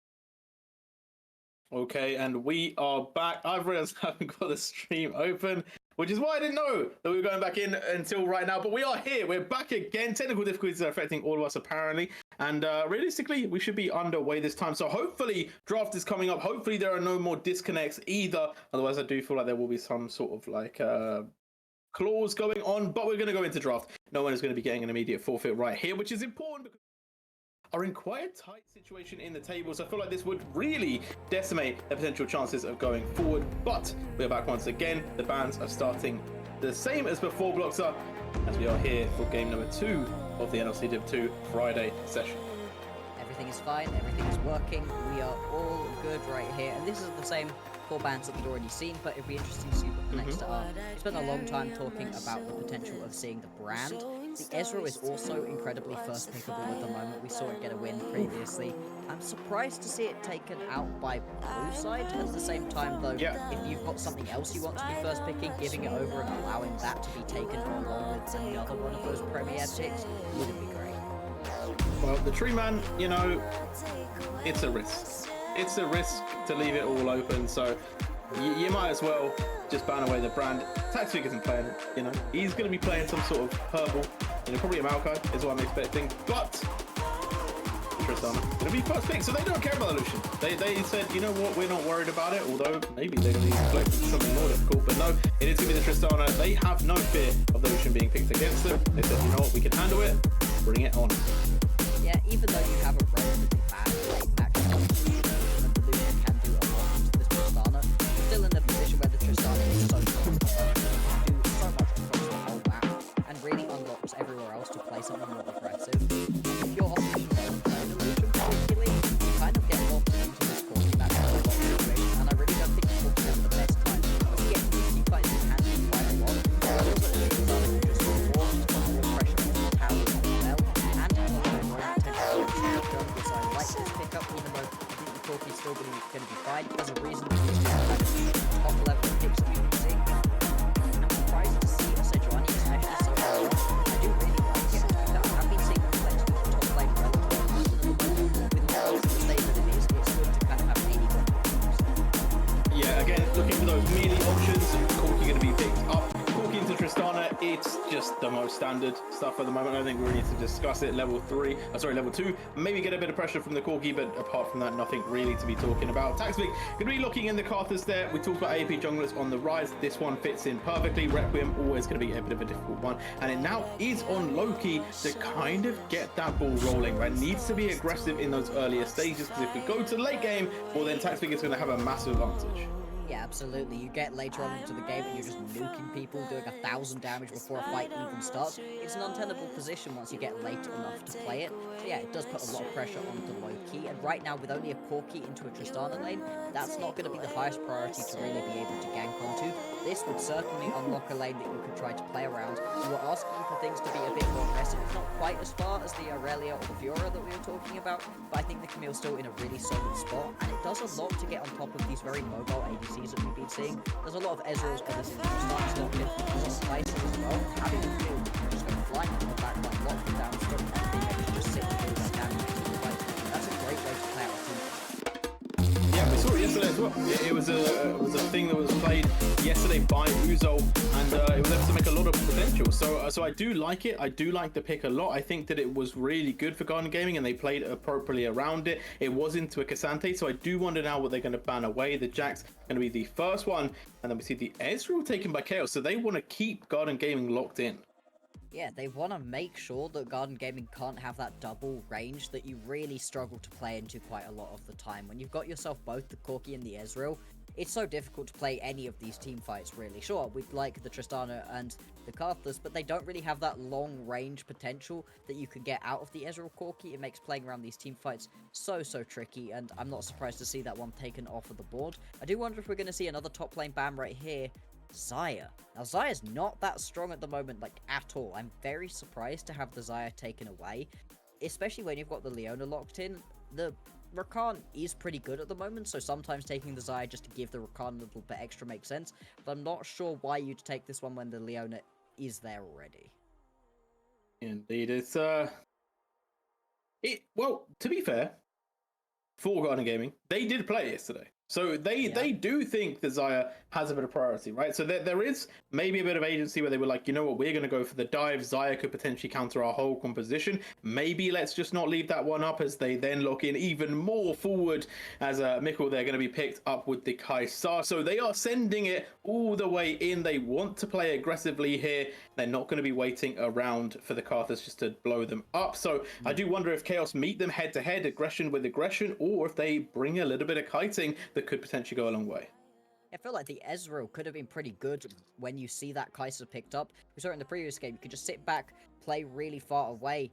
Volibear, another pick we've not been seeing for a while. Now, you would expect that to be in the jungle unless things are really weird and it's a Karthus mid lane and a Tristana bot. I very much doubt that. And with the Volibear, I mean, he's not in the strongest position right now. A bit of an engage can make the tower dives very effective, very easy with that ulti, and works well enough with the Leona, but he's in a bit of an odd spot, and I don't know how effective he is into the Camille specifically. There is part of me that thinks maybe Volibear will actually have quite a good time. I don't know loads of matchup specifics, but obviously can trade out pretty well in the early game, could potentially build up a bit of a lead, could maybe be a bit ferocious in those early stages and kind of bully Uzol around, and therefore make it hard for any sort of leads built up in the top side, and essentially say to Garden Gaming, you get to pick one lane, and that's how you get to play around it. And top side going to be obviously a bit of a difficult one to do for indeed. But right now, Chaos, they've locked in quite a strong composition here. I do actually like their composition quite a lot because it has damage in all the roles. It's got a lot of setup as well. I think they do have ways to play. My thought is, can they be consistent? Because Garden Gaming, one thing they did really well yesterday, which I imagine is going to come through again, is they just picked the right tempo for the game. They picked where they wanted to do where they wanted to make fights, and then they just stuck to it. They didn't really give any sort of other openings. They weren't pressing the go button too often, but also they were capitalizing heavily on any mistakes made against them. Yeah, and Chaos are not the cleanest roster either, right? It's not like Chaos have been having the best time of it. We've been saying they're pretty inconsistent. They take wins occasionally off of people that you don't expect them to grab them off of, and then they'll lose to teams that seem like they are easily worse. It's a very interesting roster, and I think the consistency, the nice clean gameplay for Garden Gaming could be part of why they end up going far, and they've got a very easy to execute composition overall right here. You kind of know who's trying to go for the engages, you're not too surprised by what's happening, and you know, to be fair, I think most of what we've got on the map right now is pretty standard for the current meta, but I do think I like Garden Gaming's composition a little bit more. I'm a bit questionable on both the Ashe and the Volibear, but if they do work, it's very difficult to run away from this composition. There's a ton of slows and stuns that, if it gets ahead, is going to be incredibly oppressive. Yeah, long team fights for Chaos, really nice. Like Volibear, Ashe, Karthus, they've got the consistent damage to Tristana with the resets as well. So I think that realistically they will work really nicely if they get long drawn out team fights. But as you said, the Ashe is a little bit of a question mark because Camille going in, getting the snipe, quick kill, gets out. Kaiser as well, potentially going to be diving on that backline if we get that Hextech Ultimatum on a carry. So I do feel like there's a lot of bursts from Garden Gaming that will essentially just eliminate 1 to 2 targets, and then you kind of have to play the game from there if you're Chaos. And obviously, they do have a lot of damage. They have 4 different members that can do it. So realistically, they're not going to be super sad if they lose 1, but it's like, what are you losing it for? How are the trades going back? Because also, you can say, all right, well, they're going to play front to back. Well, Garden Gaming could as well. They have the Sejuani, they have the Corki, they also have the capabilities to kind of just play a normal team fight and then dive when it's best for them. Exactly, and another wrinkle that the Garden Gaming composition has is if the Camille's in a good spot, that split pushing is unlocked. You can all of a sudden just chuck the Camille into this side lane so easily. There are champions that can try to deal with it. Volibear's fine on a side lane. Same thing with the Tristan. You've got to be careful not to step too close though, otherwise you're just going to get jumped on. And so if you're even slightly ahead on this Camille, it makes it that much harder to just get a straight up 5v5 because, again, like you said, what are you losing for it? Are you losing a couple towers every time? That's not a position you can keep yourself in for that long before you just don't have a base left. And with the teleport available on this Camille, you know, it's not the super aggressive Ignite version, she can join flank very effectively. A Camille is a great option for just making this game a lot harder for Chaos. They've got a lot more things they're going to have to think about, and they're going to have to try use the pick off of the Ashe or the Leona ults to sort of mitigate that, I think, to even it up into more 4v4 situations, rather than constantly getting pulled around the map chasing the Camille. Okay, well, let's go. We're already a little bit delayed. Let's get into the game. Let's wait no longer, Bloxer. Let's send this one through. As here we go. Game number 2 of the day. And hopefully, if we're lucky, no more technical difficulties. But Chaos starting out there, going to be moving towards that bot side. I do wonder if they go for a full commit on the invade or see no hooks available. Ursu should be able to get a stun if they do have Zenith Blade, and they are moving, and Ermin going to be able to hook a little bit of distance between himself and Ursu, but the flash will take Ursu all the way through. Zenith Blade, though, not able to lock down enough, and Ihui with a ward as well. So Chaos with a proactive play, I do like it. They get a little bit of vision control, trying to spot out where Loki will begin. But I want to see where Taxvig is trying to play, because obviously we got the Karthus, right? Notorious for kind of just playing around the farm, building themselves up, scaling. But you do have some pretty dangerous lanes, like the Ashe and the Leona has a lot of setup, and so does the Volibear. So I do wonder if Taxvig actually says, you know what, maybe we just go a little bit more aggressive. We actually just try and choke out a lot of these lanes and get those early leads. Yeah, you could potentially try to play around these lanes. The bot lane, the top lane, tons and tons of setup. I mean, mid lane, plenty of damage if you do catch the Corki out of position. Potentially when you don't have any of the jump aways to try to play around for Squidly. And if you can accelerate the map like that, it's a really good spot to be in as Taxvig, because Loki's going to be forced to respond. Obviously, as a Sejuani, you'd like to get ganks going early as well, but she does sometimes also just sort of sit, farm, try to play these games out a little bit slower. Forcing her to not be able to do that is a great way to try to make this Sejuani uncomfortable and get them behind. Jora is going to be useful as a Sejuani. Obviously, that ulti is useful no matter if you're incredibly far ahead or incredibly far behind, but if you are far ahead as a Karthus, it just changes the way that you have to play around these team fights. You could never go in to a 2v2 or 1v1 and think, hey, I can escape on a sliver of health. Once the Karthus has that level 6, you really don't have that option, and the more gold that Taxvig has, the more that changes the calculation these players are having to make in their heads. You know, really like the sentiment from Garden Gaming to play to that top side, right? Not only is getting Uzo ahead in this matchup going to be absolutely massive if Garden Gaming can do it, but also setting up for the route towards Grubs, because we talked about the split push potential. If you get those Grubs, it locks it up even harder, and it could force Chaos into a bit of a tricky situation if you pick up those early 3 that maybe they have to contest you on the second set. Yeah, if you are being forced to go contest on the second set, giving over all 6, never going to be a fun time, especially not with some of these compositions right here. If you can get all 6 onto the Tristana, obviously that seems like the strongest possible option, but there's no slouches on either team for taking these objectives. And then if you do take that first set, you can also fully just concede the second set. It really opens up your options. Getting that first set is often incredibly important in just allowing you to not be pulled around the map. I think this is a lot of what these junglers are going to be looking towards, is having the freedom to go where they need to, rather than being pulled around by their opponents. Taxvig is in the area. I mean, the wave is pretty pushed up, but I guess could go for a little bit of pressure. Try force Mikkel and Ermin back.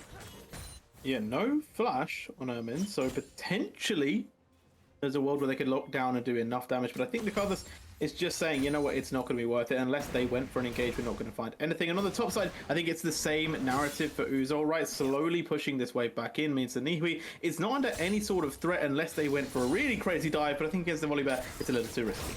Yeah, the Volibear always has that point and click stun available to him. It makes it usually a pretty bad decision to try to dive him early on, and the Camille really doesn't need to. Going to be perfectly happy with having pushed that wave in.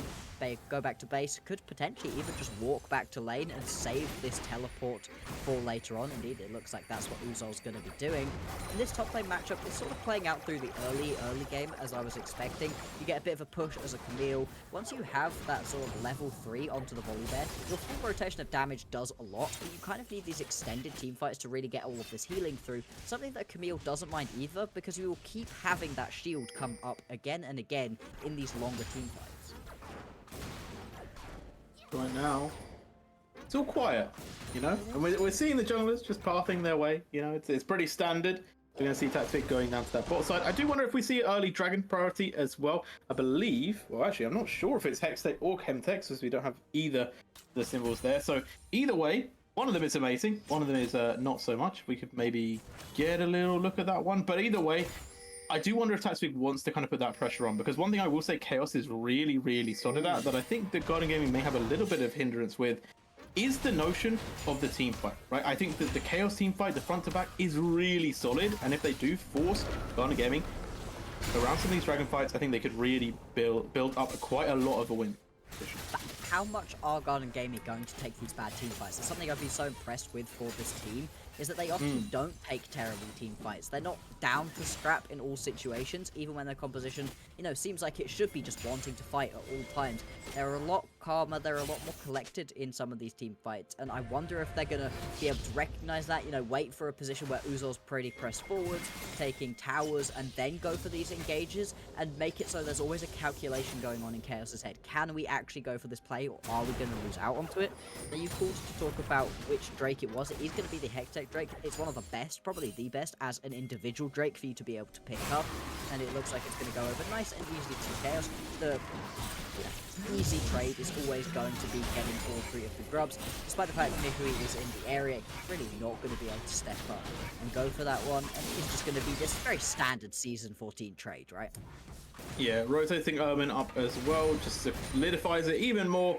Obviously, Nihui would be trolling, I guess, if he did decide to go for that one. So I respect that he just decided, nah, it's not worth it. We're just going to leave it. We're going to give them that one over, and we'll see what happens in the next rotation. But Dragon for Herald, Dragon for Grubs, not going to be too dissimilar to what people are used to, right? It is the expectation. And I think with the setup of the teams, as kind of talked about earlier, it does make a lot of sense. But moving into kind of this mid game, I am starting to think like there is going to be that power curve for the Corki. I do feel like Swidley will probably get a little bit stronger than Kovacs in that mid stage, as we are seeing actually Rutsu gonna go for the gank here. So Kovacs with a lot of assistance could potentially make something happen. Requiem over the top isn't going to do enough damage, but Garden Gaming are being punished if they do overstep. Yeah, Rutsu there had to flash away. I mean, it was going to be a death if you got caught by the hook. But still, you managed to get the flash off of this Corki. Corki also does not have the teleport available at this point either. And you also don't have that ultimate now onto the Cartha, so quite a lot of blown for not so much going over. I think more than anything right now, Kovacs is just going to be trying to even up in the slight CS deficit that they were in. Maybe might be able to get themselves a turret plate as well. So it is good overall for Chaos' mid laner, but still, things 7.5 minutes into the game, no first blood. It's been very calm, very quiet so far. A few little bursts of action, but nothing too much happening. I'm really fascinated to see where we end up getting our first blood. Now, the bot laners, once they all have the level 6, you know, specifically that ultimate onto the Leona, that's a real kill lane potentially, and I wouldn't be surprised to see these junglers who are hanging around in the area try to go for a gank here. Yeah, I am surprised it's been so quiet, to be honest. I would have thought there would have been some early blood, especially in this bot side, which we actually might finally see now as Loki is there, does drop the Glacial Prison straight on to Rutsu, who is taking quite a bit of damage from the Kaisar already, tries to get away as the stun does land, but Loki is so tanky right now. Killer Instinct going to be utilized. That's going to be first blood to the Kaisar. A nice pick up as we do see Tactic also trading back. It's a 1-for-1. Both supports going to go down, and Garden Gaming sparking off the first trade of the game. Yeah, it is going to be 1-for-1, but you're going to be perfectly happy with that one. Giving over the Karthus a kill, not going to be ideal, but you want to get your Kai'Sa going as early as possible. As soon as you can get to that 2-item point, that's when you can really begin to pop off in this lane. The Ashe going to need a little bit longer to really begin to auto-attack as quickly and crit as much as she's really looking to do. And it is going to be that static shift already completed. That's a huge upgrade in the bottom lane, and Nico and Ermin, they could look to keep getting aggressive down here, do everything that they can to just try to keep the pressure up, maybe bring Loki down again. And we called it right. Bot lane looked like the juiciest lane, and as soon as these supports looked like they were in a good position to go in, even without those ultis, they just pulled the trigger immediately. Yeah, I mean, like, it's 2 engaged supports with a Kai'Sa who wants to dive in, but also the Ashe who's really good at setting up. So surely we had to get a fight sooner or later. You know, it would have been absolutely insane if we didn't get something when that level 6 did hit. But we are rewarded with that. As on the top side, I'm also surprised that we're not seeing a little bit more presence maybe from Loki as well, because I feel like getting Uzo ahead here could be a massive win, as right now it is actually going to be Taxfig that gets there first. Niwi chasing Uzo underneath that tower, but did use not Call of the Fortune, oh my days, Stormbringer, which obviously God, is going to be a pretty big would be cooldown. offended by that if you call it his ult. Hey, what the hell, bro? Like, you're getting me too mixed up with my brother? What's going on here, brother? As right now, Uzo is going to get aggressive though. Nihui in trouble, but does manage to avoid the stun, but will not avoid it for long. Permafrost, and it will be an easy kill for Uzo. So, what I expected to happen a little bit earlier, now finally happens in time for the grubbies to start spawning as well.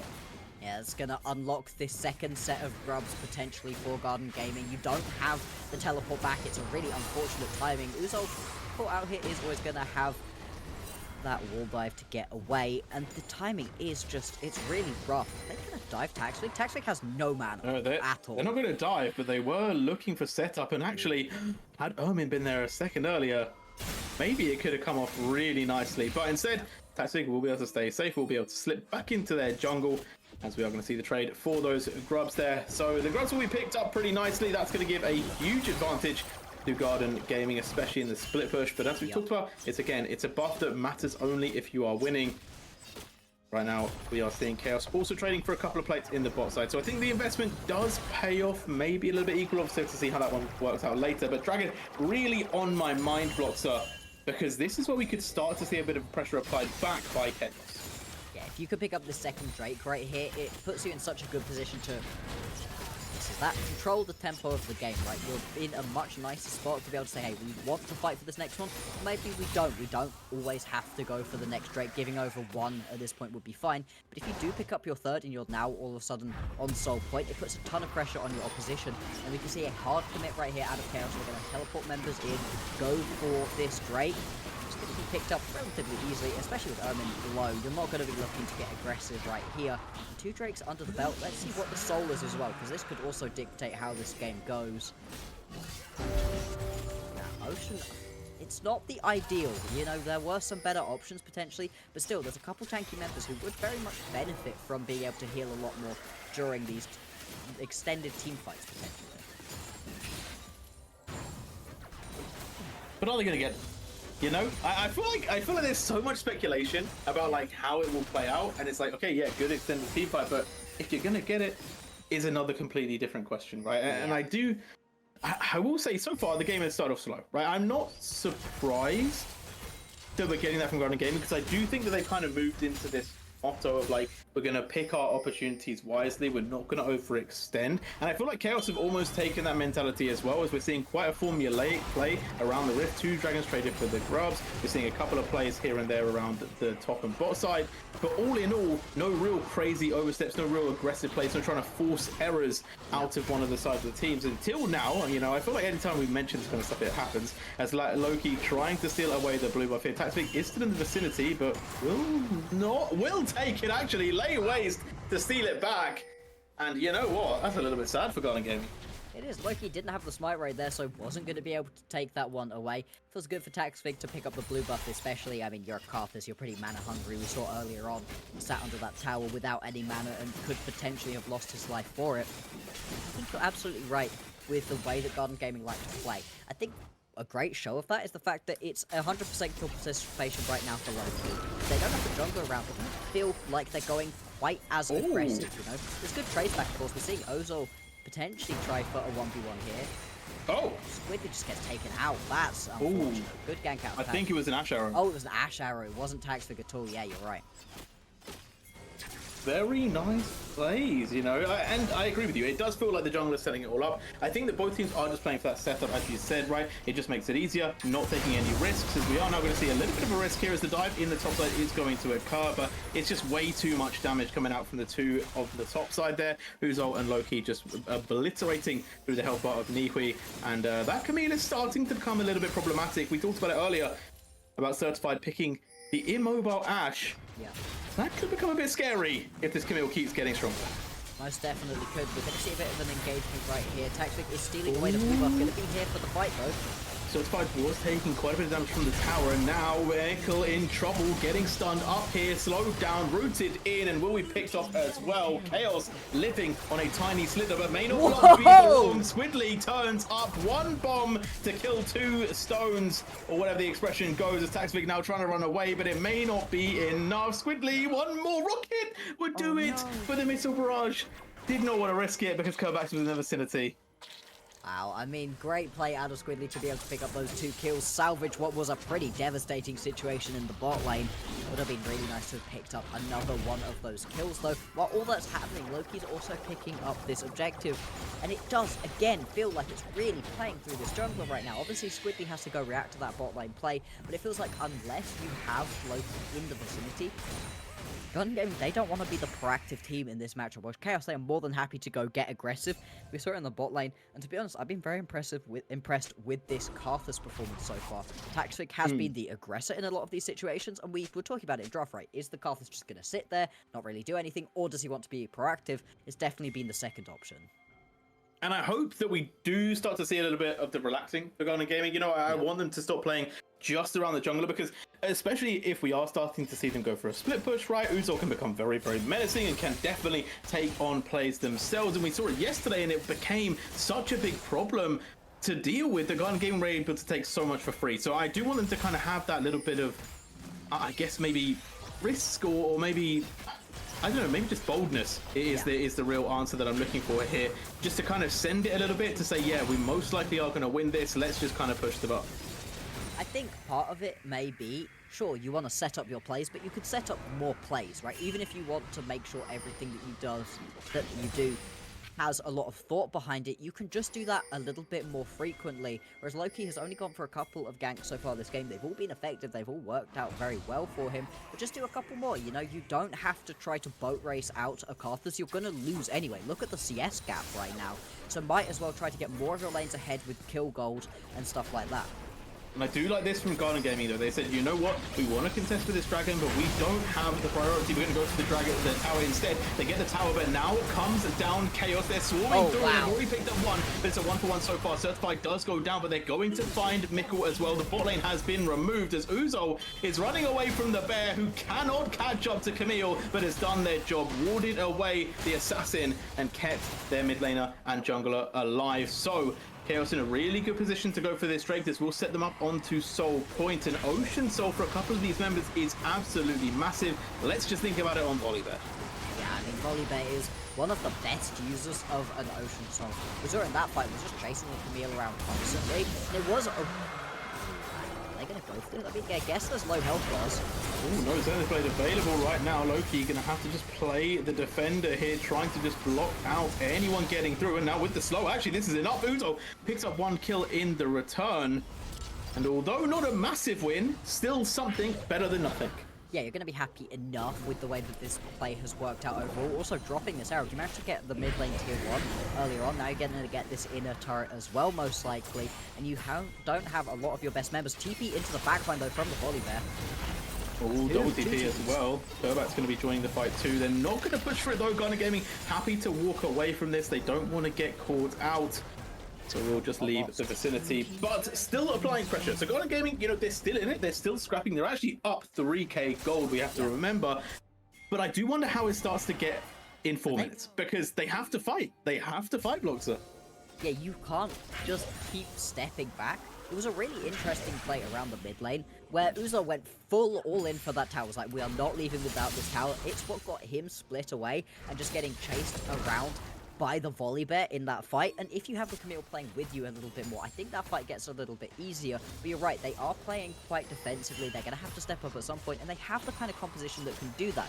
You've got the ults from both the Nautilus and the Sejuani that are very good at getting picks onto people, especially the Nautilus ult. It's point and click. You could just pop it onto Certified if you get close enough, and that's going to be a relatively easy kill to pick up onto an immobile Ashe. So they have the tools to be proactive. It's about who wants to pull the trigger. If it's just low-key again and again and again, it worries me a little bit. I think Uzol also has a little bit of aggression in him at the moment, and I want to see that come out even more. I think this Camille's in a great spot, 2 items completed. If you manage to get on top of some of these carries, you can just destroy them. And also, one thing I feel like we're seeing a lot today that we didn't see yesterday is playing around Mikkel. I feel like at the moment we're playing a lot around Uzol, Squidly, kind of getting set up for, but at the same time I feel like they're not playing for Mikkel's damage, which admittedly is going to be quite high. It's going to ramp up a lot, and I think if they do get a little bit of support in these fights, they could absolutely obliterate through Chaos. So it definitely is an interesting switch up, whereas yesterday they were playing the Xayah, they basically got all of the plays around them, and essentially it was just an easy team fight every single time. Yeah, it's a very different playstyle, right, between the Xayah and the Kai'Sa. We see the Kai'Sa get jumped a lot at the moment. There's a lot of Kaisers running for their lives during team fights, and she is relatively easy to catch. Obviously, with the upgrade onto the E, it's a little bit harder to catch up to her. Getting that invisibility is huge for your ability to actually play through these team fights. But it's... Oh, hang on. Oh, hang on. Here we're in trouble here. Will be able to buy a little bit of space, but it's not enough. Hookshot easily picks up that kill, and that should be more pressure onto the tier 2. The wave isn't there, so will be a little bit of time needed as Chaos could potentially start rotating. But I do like this from Garden Gaming. Even though they're not necessarily pulling the trigger aggressively, they are starting to set up. They are going in that 1-3-1 situation. They're setting the waves up nicely. They're pushing them all in and keeping that pressure high on Chaos. Yeah, they just have to keep the pressure up. Kerbax could potentially be the next one under threat. Ooh, Hextech Ultimatum gonna lock him down. Will knock the Camille out, but with the Permafrost, it may not be enough. The jump does not come back up again, and Uzol finding another target with the assistance of Loki.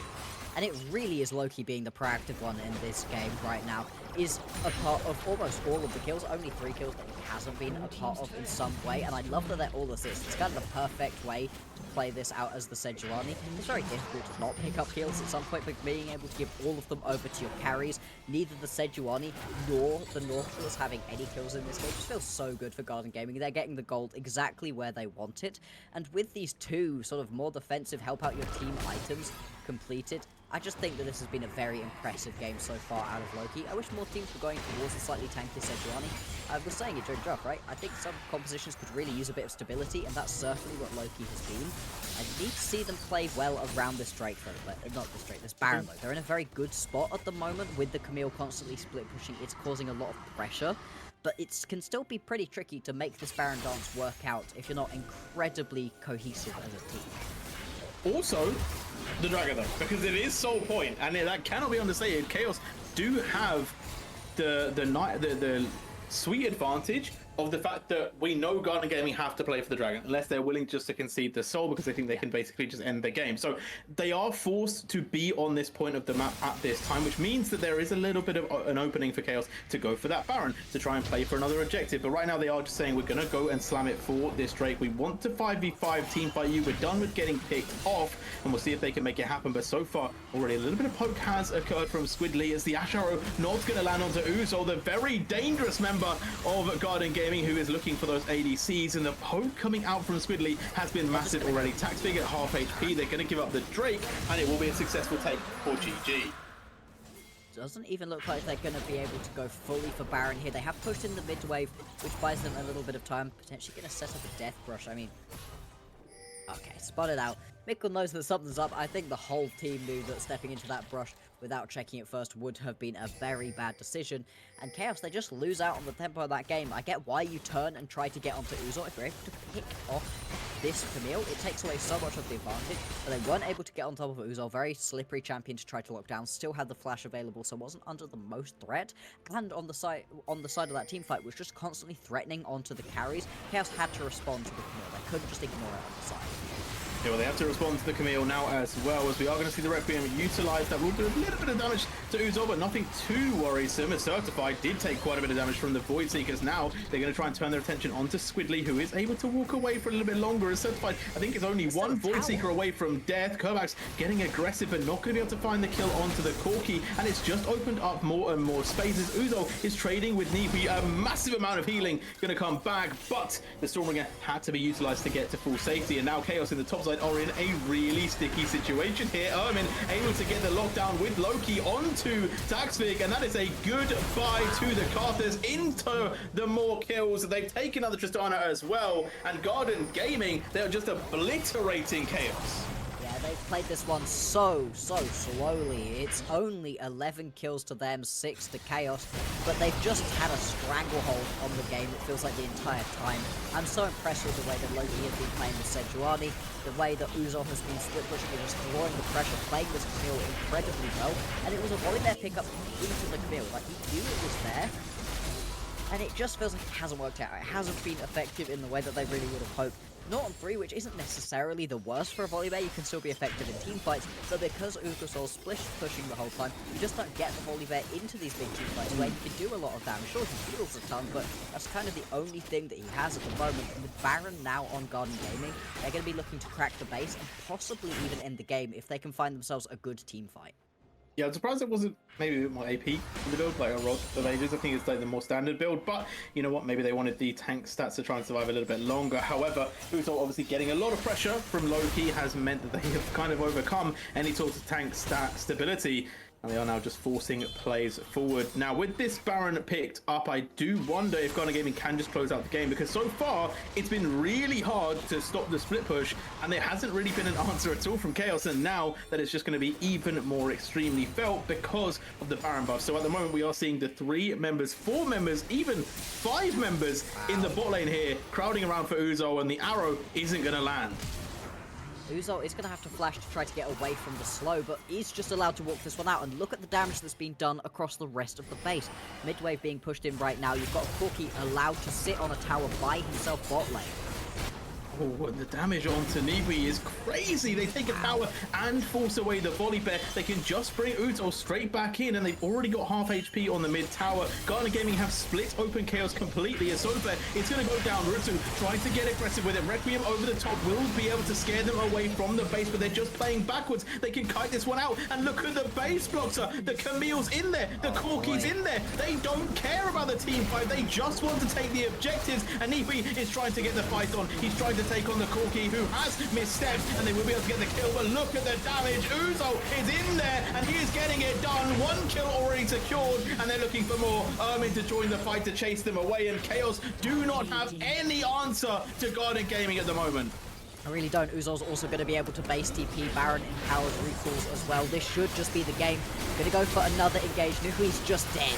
Oh, they're already taken down. Taxi going to die on the spot. Will be able to do a little bit of damage from death, but it's not going to be enough. No one left standing. Garden Gaming, it wasn't the most exciting game, but it was clinical, it was pristine, and they solidify another win in this league. A summoner has disconnected. I'm so very impressed with the way that Garden Gaming played that one. I mean, when you said they were a very clinical team, I was like, okay, but it's Div 2. You know, Div 2 clinical and top tier clinical are usually different. Nah, that game was very impressive. It didn't feel like anybody really stepped out of line. The bot lane got dove, which was not ideal. They could have recognized potentially that they were under threat, but I am nitpicking right now. That is me trying to find something very small to be like, oh yeah, that is an issue. Overall, that was a very clean game, and I'm so excited to watch this team continue to develop that style. Yeah, they are looking like the up-and-coming danger for playoffs, because realistically, we've seen Unique, we've seen Rich Gang. They are really good, but they can falter. Lazy and Life are crazy, so I don't know if we're ever going to get stability out of them. We are just going to get fun games. But Garden Gaming, they are looking clinical. They are setting themselves up, and it's exactly what we want to see before we go into playoffs. They are now taking themselves to, I believe, 3rd place, again joined with Lazy and Life, but I think maybe even closing in on Rich Gang. So it's definitely getting hot at the top, but I think that these two teams are kind of solidifying their own spot. For Chaos, though, it is down in the dumps. They are starting to get in those must-win positions if they want to try and get themselves to 6th position. So they do have to go back to the think back tank and get something else to come forward. However, we are going to go to a quick break. When we come back, we'll have the final game of the day. Ruza, another team who needs to win, taking on 42 Gaming.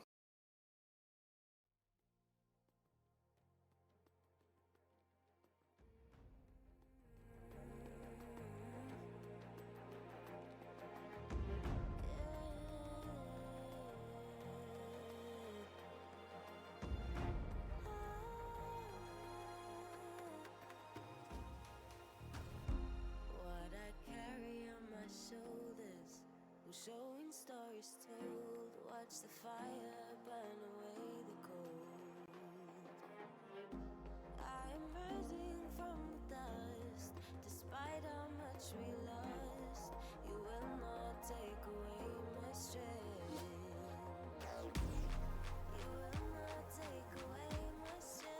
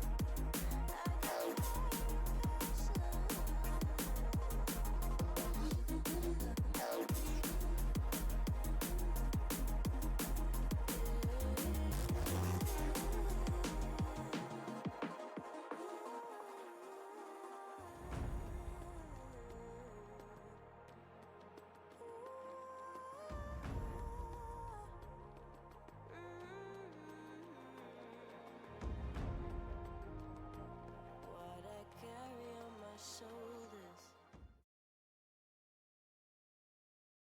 Hello, and we are back for the final game of today. Hopefully, no pauses, no problems, no issues, but we'll obviously have to keep a close eye on that one. It's going to be Ruza versus 42 Gaming, which is a very interesting game to me, right? I feel like 42 Gaming, they kind of had an interesting start to the split. We saw them win some very close games, some very crazy games as well. Essentially, them versus Lazy in Life has to be just the craziest game that you can witness in the whole matchup. But Ruza are also a very up and down team to me, right? We saw them play yesterday, and they just couldn't really get themselves over that halfway mark. They started off really well, but then it started to crumble. Now, I don't know if that's just because Lazy in Life are just wild to play against, or if it is just maybe like a little bit of that kind of moving forward momentum, right? They get a good early, and then they need to kind of transition into the mid. They've also had a couple of changes in the roster as well, Hyper being brought in too. So I do kind of wonder if at this late stage, maybe that's also affecting them. Yeah. But the thing is, Bloxer, they ain't got much time left, right? They've got 4 games after this. If they want any sort of opportunity to try and go to the playoffs, they have to start picking up those wins, right? I think they realistically would need to win like 4 out of the next 5 games. And they do have some tough matchups coming up. So I feel like this is where they need to start off. They need to set a good precedent here and try and pick up the win against 42. Yeah, absolutely. I mean, they're in a situation where it's do or die at this point. They also had one of the craziest games I've ever watched against Rich Gang, so this team just doesn't have easy games, right? It just is constant. They beat Rich Gang. Yeah, they've had some wild times back and forth across the course of this split, and it's unfortunate that sometimes it feels like they're just getting things together, and then the next game you watch from them, it doesn't work. You're like, cool, I thought you had it, and all of a sudden you don't. I think that there's a chance that they could pull it together, but it's asking a lot for them to do it right now, because this is going to be a tough matchup. 42 are also kind of the kings of the crazy match. We've seen a lot of wild teams, but there's just something in all of these players that's just the psycho gene of like, hey, we're going to go in every single time there's an opportunity to. And you can see it reflected in a lot of the picks that we're seeing out of these guys too. I mean, Rexat pulled out one of the cleanest Pike performances I think I've ever seen. I want to see something like that again from them, because I think the 42 genuinely look best when the game is a bit messy. Very similar to Lazy in Life, you know, and maybe Ruza can kind of use yesterday as a bit of training for that. Like, you know, we had some chaos. Let's kind of get used to this. But the big thing I want to see from Ruza is, like, again, I feel like almost like it's 2 different teams sometimes, the mentality-wise, because the Ruza that played against Rich Gang were really clinical, really methodical, really well-tempered. And then yesterday, again, we saw that at the start of the game, but then when the game got really crazy and Lazy in Life were just making plays left and right, and they were on weird timings and they were appearing in different places, Ruza kind of didn't have an answer to that. They weren't able to kind of bring themselves back in. In the late game, their team started to crumble. And yes, there were a couple of close fights. It wasn't an easy win for Lazy in Life by any chance. It definitely could have gone either way. But it felt like there was that kind of upper hand because Ruza weren't in their formula. And I do wonder if it's kind of if they do get knocked off the rails, can they get themselves back on track as the situation? But I'm excited. You know, I do want to see some good things from them, because I think at the moment right now, this is the closest Div 2 has ever been. I feel like every team could beat every team.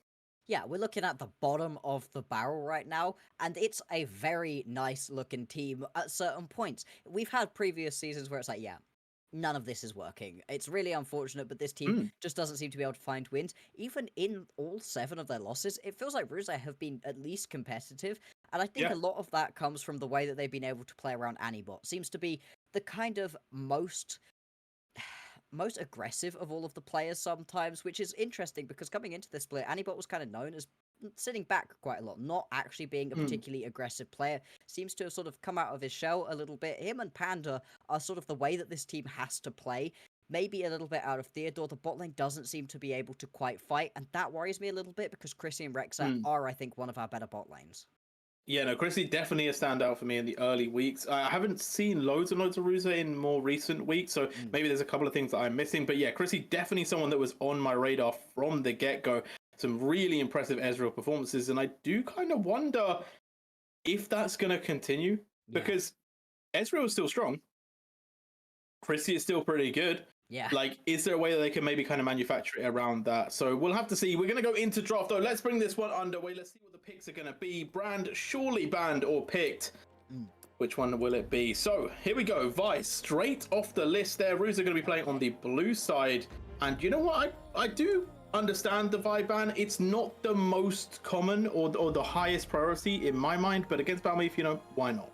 Yeah, I mean, Balmeaf is really good on it. It likes those very aggressive junglers. Things like the Xin Zhao, the Jarvan are also strong at the moment and work quite well with his playstyle. The last time that I saw 42 as well, they had their sub Influentic in the mid lane, and it was a bit of a crazy matchup. I think he played Yone, and that sort of set the pace of the game that we were seeing out of 42. I think JJ's a little bit more reserved than Influentic, and that's saying a lot because JJ is also an incredibly aggressive player, and I can get why you're getting rid of both the Corki and the Tristana here. Giving over either of those pickups right there would be pretty terrifying onto the mid lane. There are still some of those really impactful AP junglers available though. Yeah, and there also is the Lucian too. So I do wonder if Ruza are kind of setting up just to say we're going to play Lucian and then you have to pick something that isn't in the normal mid lane. But JJ plays Jace, so I feel like that's not really going to be too worrying for them as well. So it's definitely an interesting look at the start. Sejuani being locked in though, we saw it in the last game, very, very proactive. I think that you can't really go too far wrong with it. No, and I think the Panda's pretty good on it as well. It gives you just, like you said, so much proactivity, a lot of safety as well. Even if you fall behind individually, you're still going to be useful. I'd like to see Panda get aggressive with it, try to play around that top and that mid lane if you can get them ahead. We'll obviously have to see how the draft shakes out to see which of these lanes are going to be most proactive. But I think in terms of safe first picks at the moment, absolutely fine. The only thing is the Lilia is very strong at the moment, as a lot of AP junglers are, and she's so incredibly annoying to deal with if you don't have some easy to land lockdown CC. Something like the Nautilus can ruin her day, so I'd be interested to see if that's a pickup potentially for Ruza. Yeah, and I also wonder, like, now, you talked about this with Carvis, right? About sometimes in isolation, picks look really good. One pick that is really good against Kayn, and maybe this has changed. Please, someone let me know if I am making a mistake here, but Kayn has always been quite good against the Lily, right? You can avoid the sleep, you can make big plays, you can be aggressive, you can match her in terms of tempo on farming. So I definitely wonder if there's like a world where, you know what, if we want to go a little bit crazy here, maybe throw something in the mixer, maybe that could be it, and then move the Sedge to the top lane.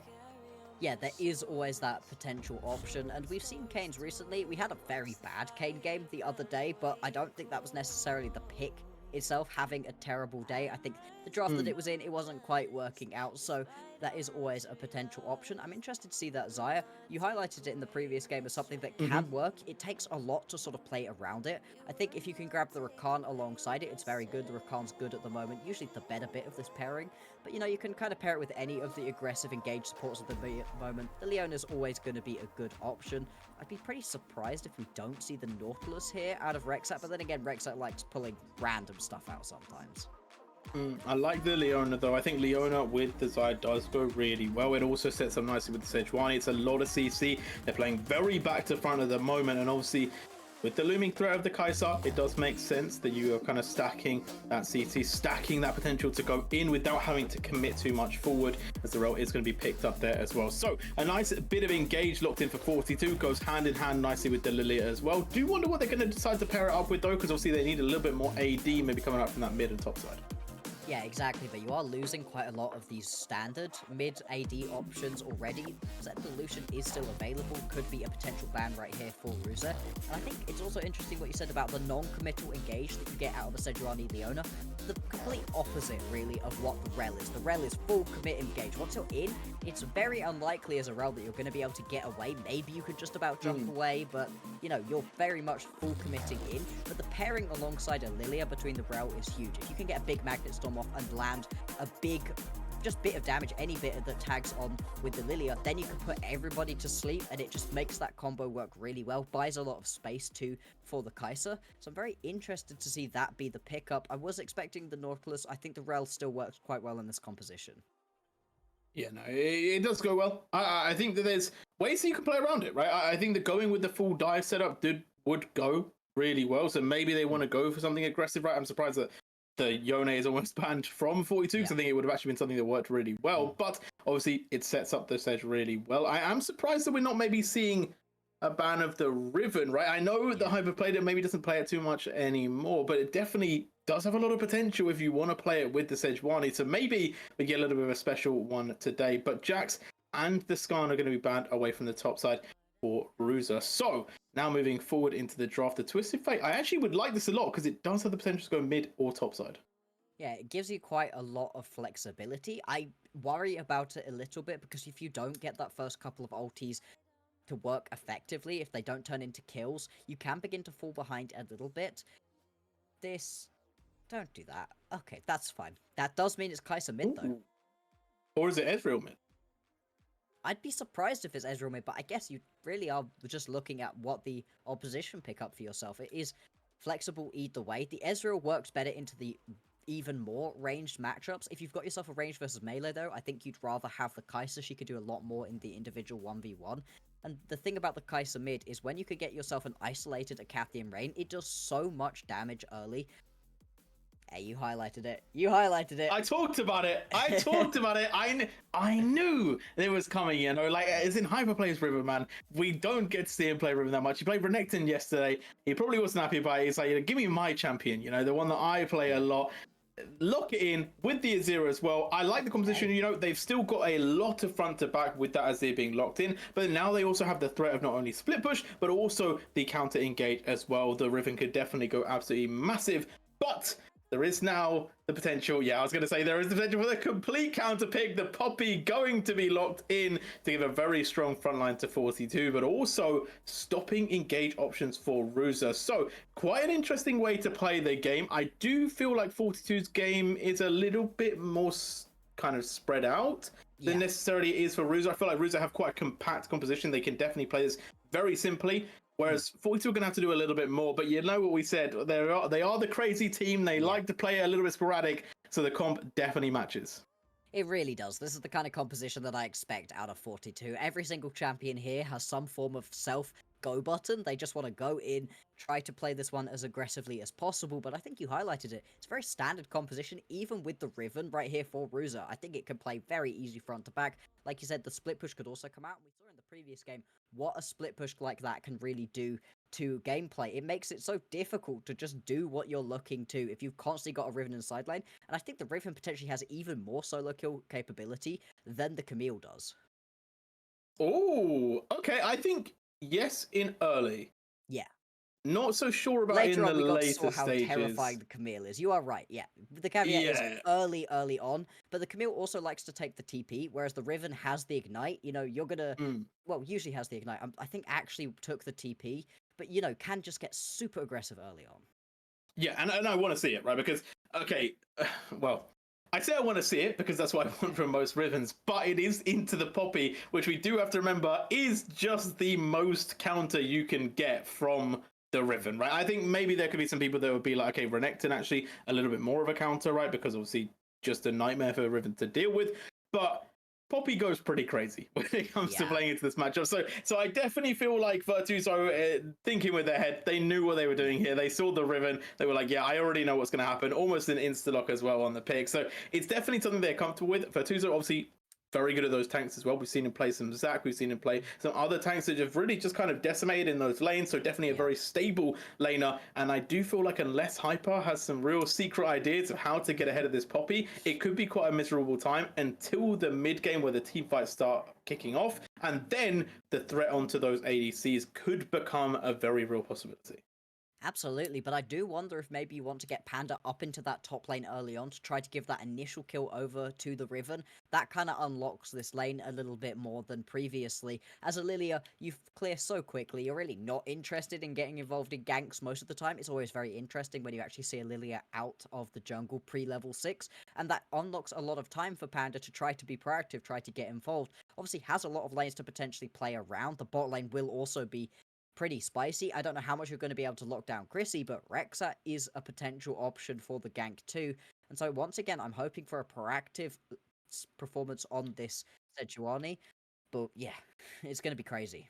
Well, let's find out if it's proactive. Let's get into game. Final game of the day. Ruza taking on 42 Gaming. Who will pick up the win? Big time to shine moment. And at the same time, a lot on the line, you know. I have to say this: it is starting to get a little bit crunch time for Rusa. They need to start putting their foot forward, and what a way to do it! A little bit of an interesting draft here. I do wonder: are they going to play it slow? Are they going to play it aggressive? You know, do they play mid game? Do they send it? Well, right now, Hyper is getting aggressive with him. Tuto taking a lot of damage off of that first trade, and Hyper really happy. But I'm also, I think, Tuto can face and get their health back. Yeah, it's not going to be the end of the world. If Medusa had to flash or something, that could really change the makeup of that lane. Plenty of time, though, to get the reset going on, although some fighting between these junglers. I'm surprised that Hyper didn't decide to try to play this one, didn't want to go in onto Valmif, because the Lilia is pretty squishy early on, could potentially be in a kill. Both of these top laners, though, are going to take a reset. They're both going to get back into lane a tad bit later than potentially they would have wanted, but no harm, no foul either way. Both junglers are starting towards the top side, though, going to be working their way down towards the bottom lane, and I think that's a lot more impactful to Panda right here, because you can really try to play around this Leona. Gives you such good setup for your ganks. I do wonder if Balmath is going to maybe play second fiddle in the sense of he wants to kind of jump in a little bit later, go for those counter ganks, try and offset the plays with the damage that they can add. And if they're already sending a lot of that CC towards Chrissy or trying to lock up Rexat, then maybe they're free to kind of prance around and get off that DPS. So definitely interested to see how Balmath decides to play it, or maybe even an early potential gank onto the top side to really put the Riven into a tough situation. But we'll obviously have to keep eyes on that one pretty sharply, as I do like the fact that 42, they tried to get a ward in, but Rusa, they held them out. They only allowed for vision of the Lilia. No one really knows where the Sejuani starts.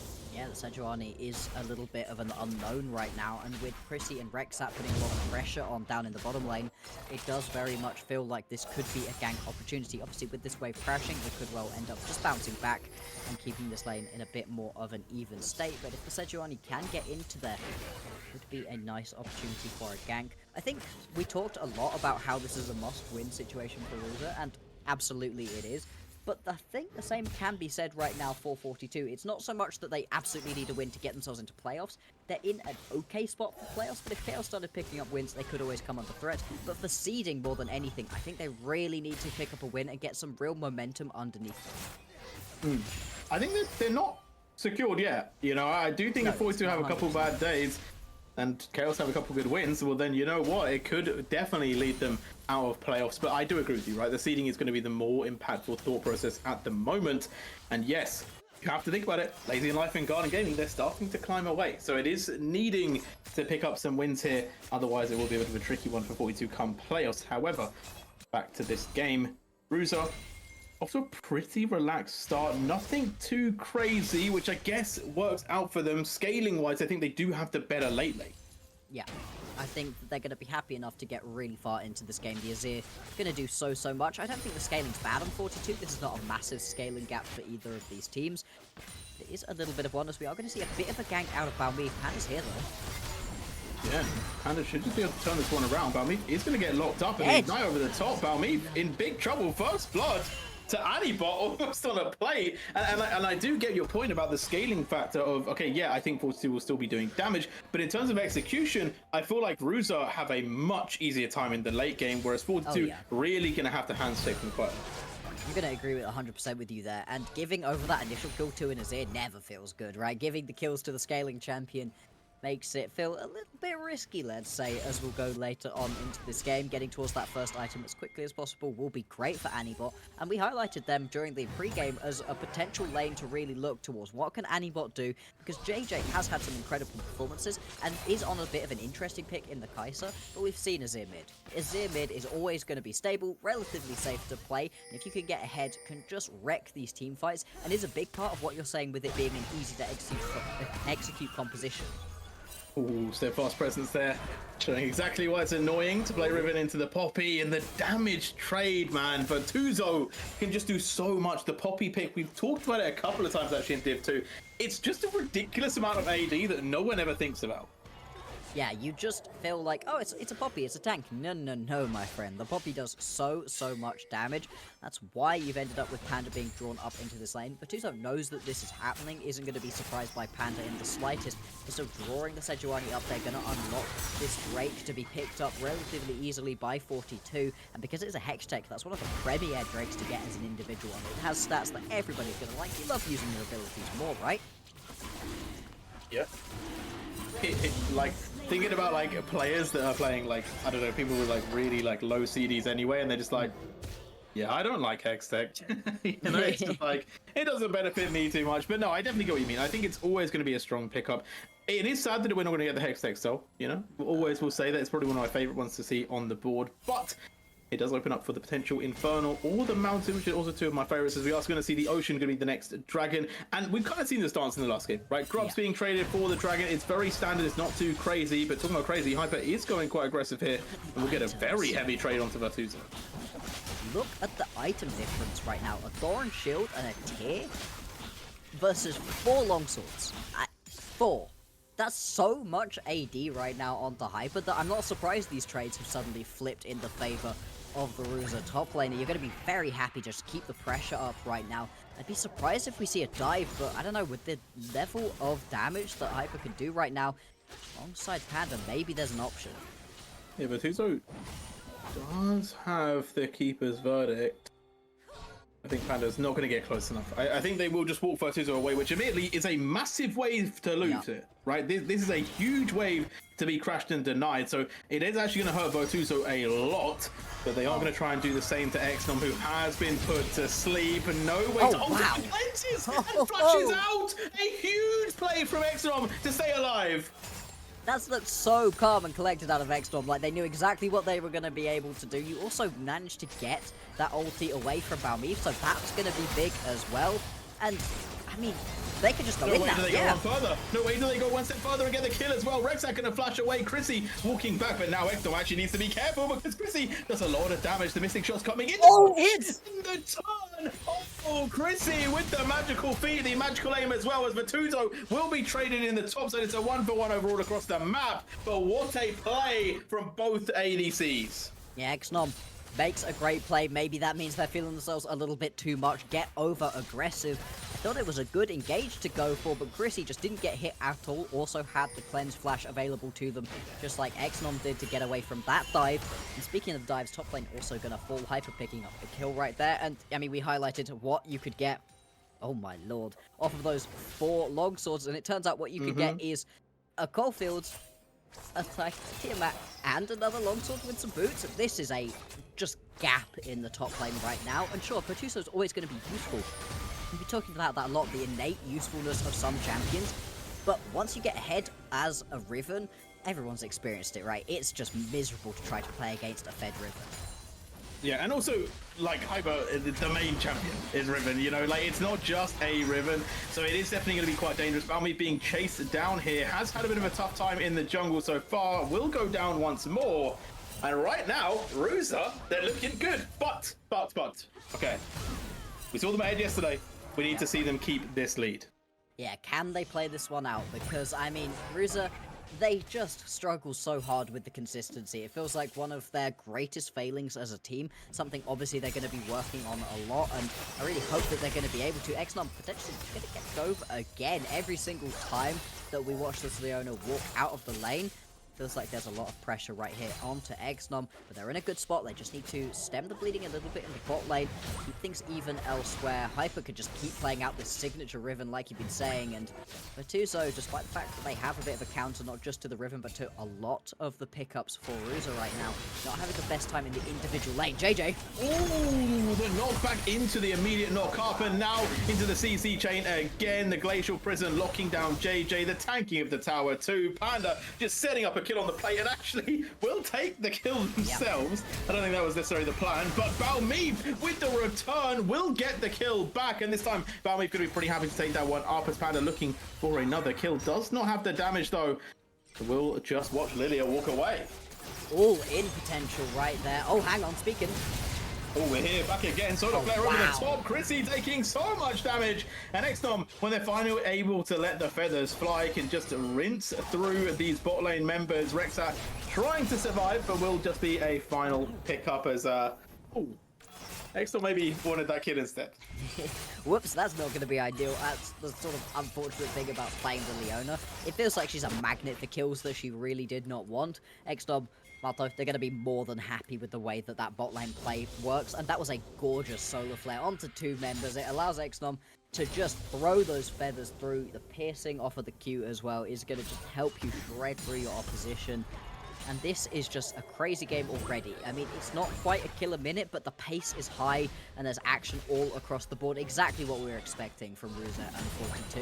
As we're going to watch the fourth turret plate fall to Hyper. They've got themselves a massive advantage right now. 20 CS, a kill, all of these turret plates. If we could have a look at the gold at some point individually, I'd be very interested to see what the difference is. Thank you very much, production. Yeah, ouch in the top lane. Yeah, because it was also quite a necessary kill in that bot side, because Exnom was falling behind Chrissy. The CS lead was matching that of what Hyper had over Virtuoso, but now we can see a little bit of gold influx back onto that side. It has evened it out, and with the 6 potential grubbies as well, this Riven is looking even more dangerous. Yeah, the 6 are gonna fall, and I mean, Ruza, that's a clean sweep of them. Gonna be very happy. Like you said, the Riven already shredding through the tower. Now you're gonna add all of those extra little Void minions helping them out too. You've also got good tower pushing potential out of both your Xayah and your Azir, so the composition can make good use of these extra grubs, and it's a win more buff, and they're winning at the moment, so you're going to be very happy to pick this one up.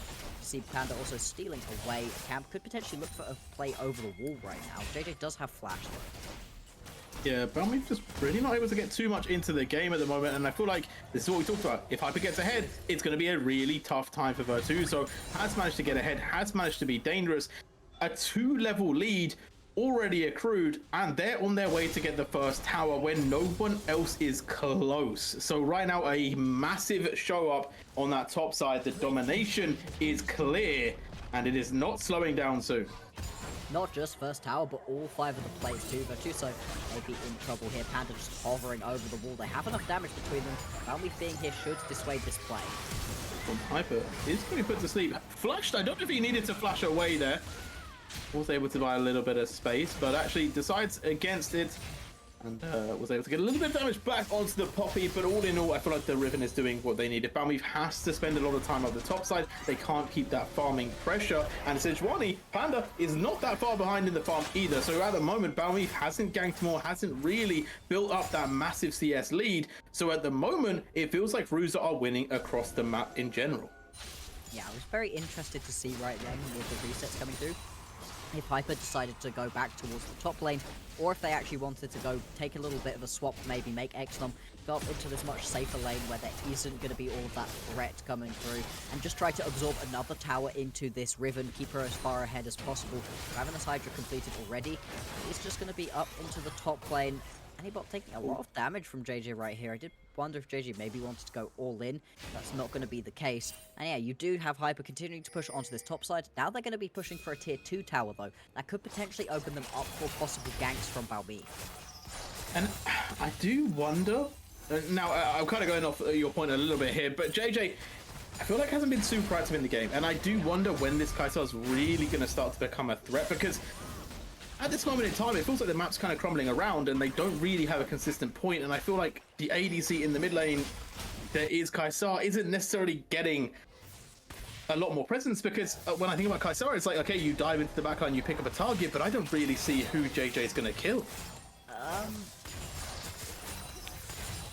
Maybe Anibot, if they are truly as psychopathic as I feel like JJ likes to play sometimes, but you're getting pulled so far back. You're absolutely right. That isn't that target that you're really looking to go into. You know, you love a squishy composition where the Kai'Sa can go flying into the backline, pick somebody up immediately, and then use that stealth off of the E to then get away. It's not gonna happen in this specific matchup, and yeah, it feels really bad for this Kai'Sa. I think there's a reason that we see her in the mid lane a lot less than we see a lot of the other ADCs. I think she gives you that much as a mid laner. Damn, Hyper just out-trading the Poppy quite a lot there. And we're going to have to see if this combo's going to go together. Because the more I think about it, Bluxer, the more I think the 42 had to get ahead, because their competition is just quite sporadic, right? They almost wanted to win every single matchup, and they haven't really managed to do so. And with that, they've also lost a lot of gold on the map. This is now going to be the second tier 2 tower taken, and it's netted a 3k gold lead across the rift. As you've put yourself in a very good position to be able to win this game. Wait, Hyper died. How did Hyper die? I didn't see. Did he Did he dive and just die? What's happening? Oh, hold on. The Solo player going to catch out 4 members, and this is maybe how 42 get back into the game. They're going to go aggressive with it. Poppy looking to pick up the kill onto Panda. Virtuoso getting the slow down. Panda will go down.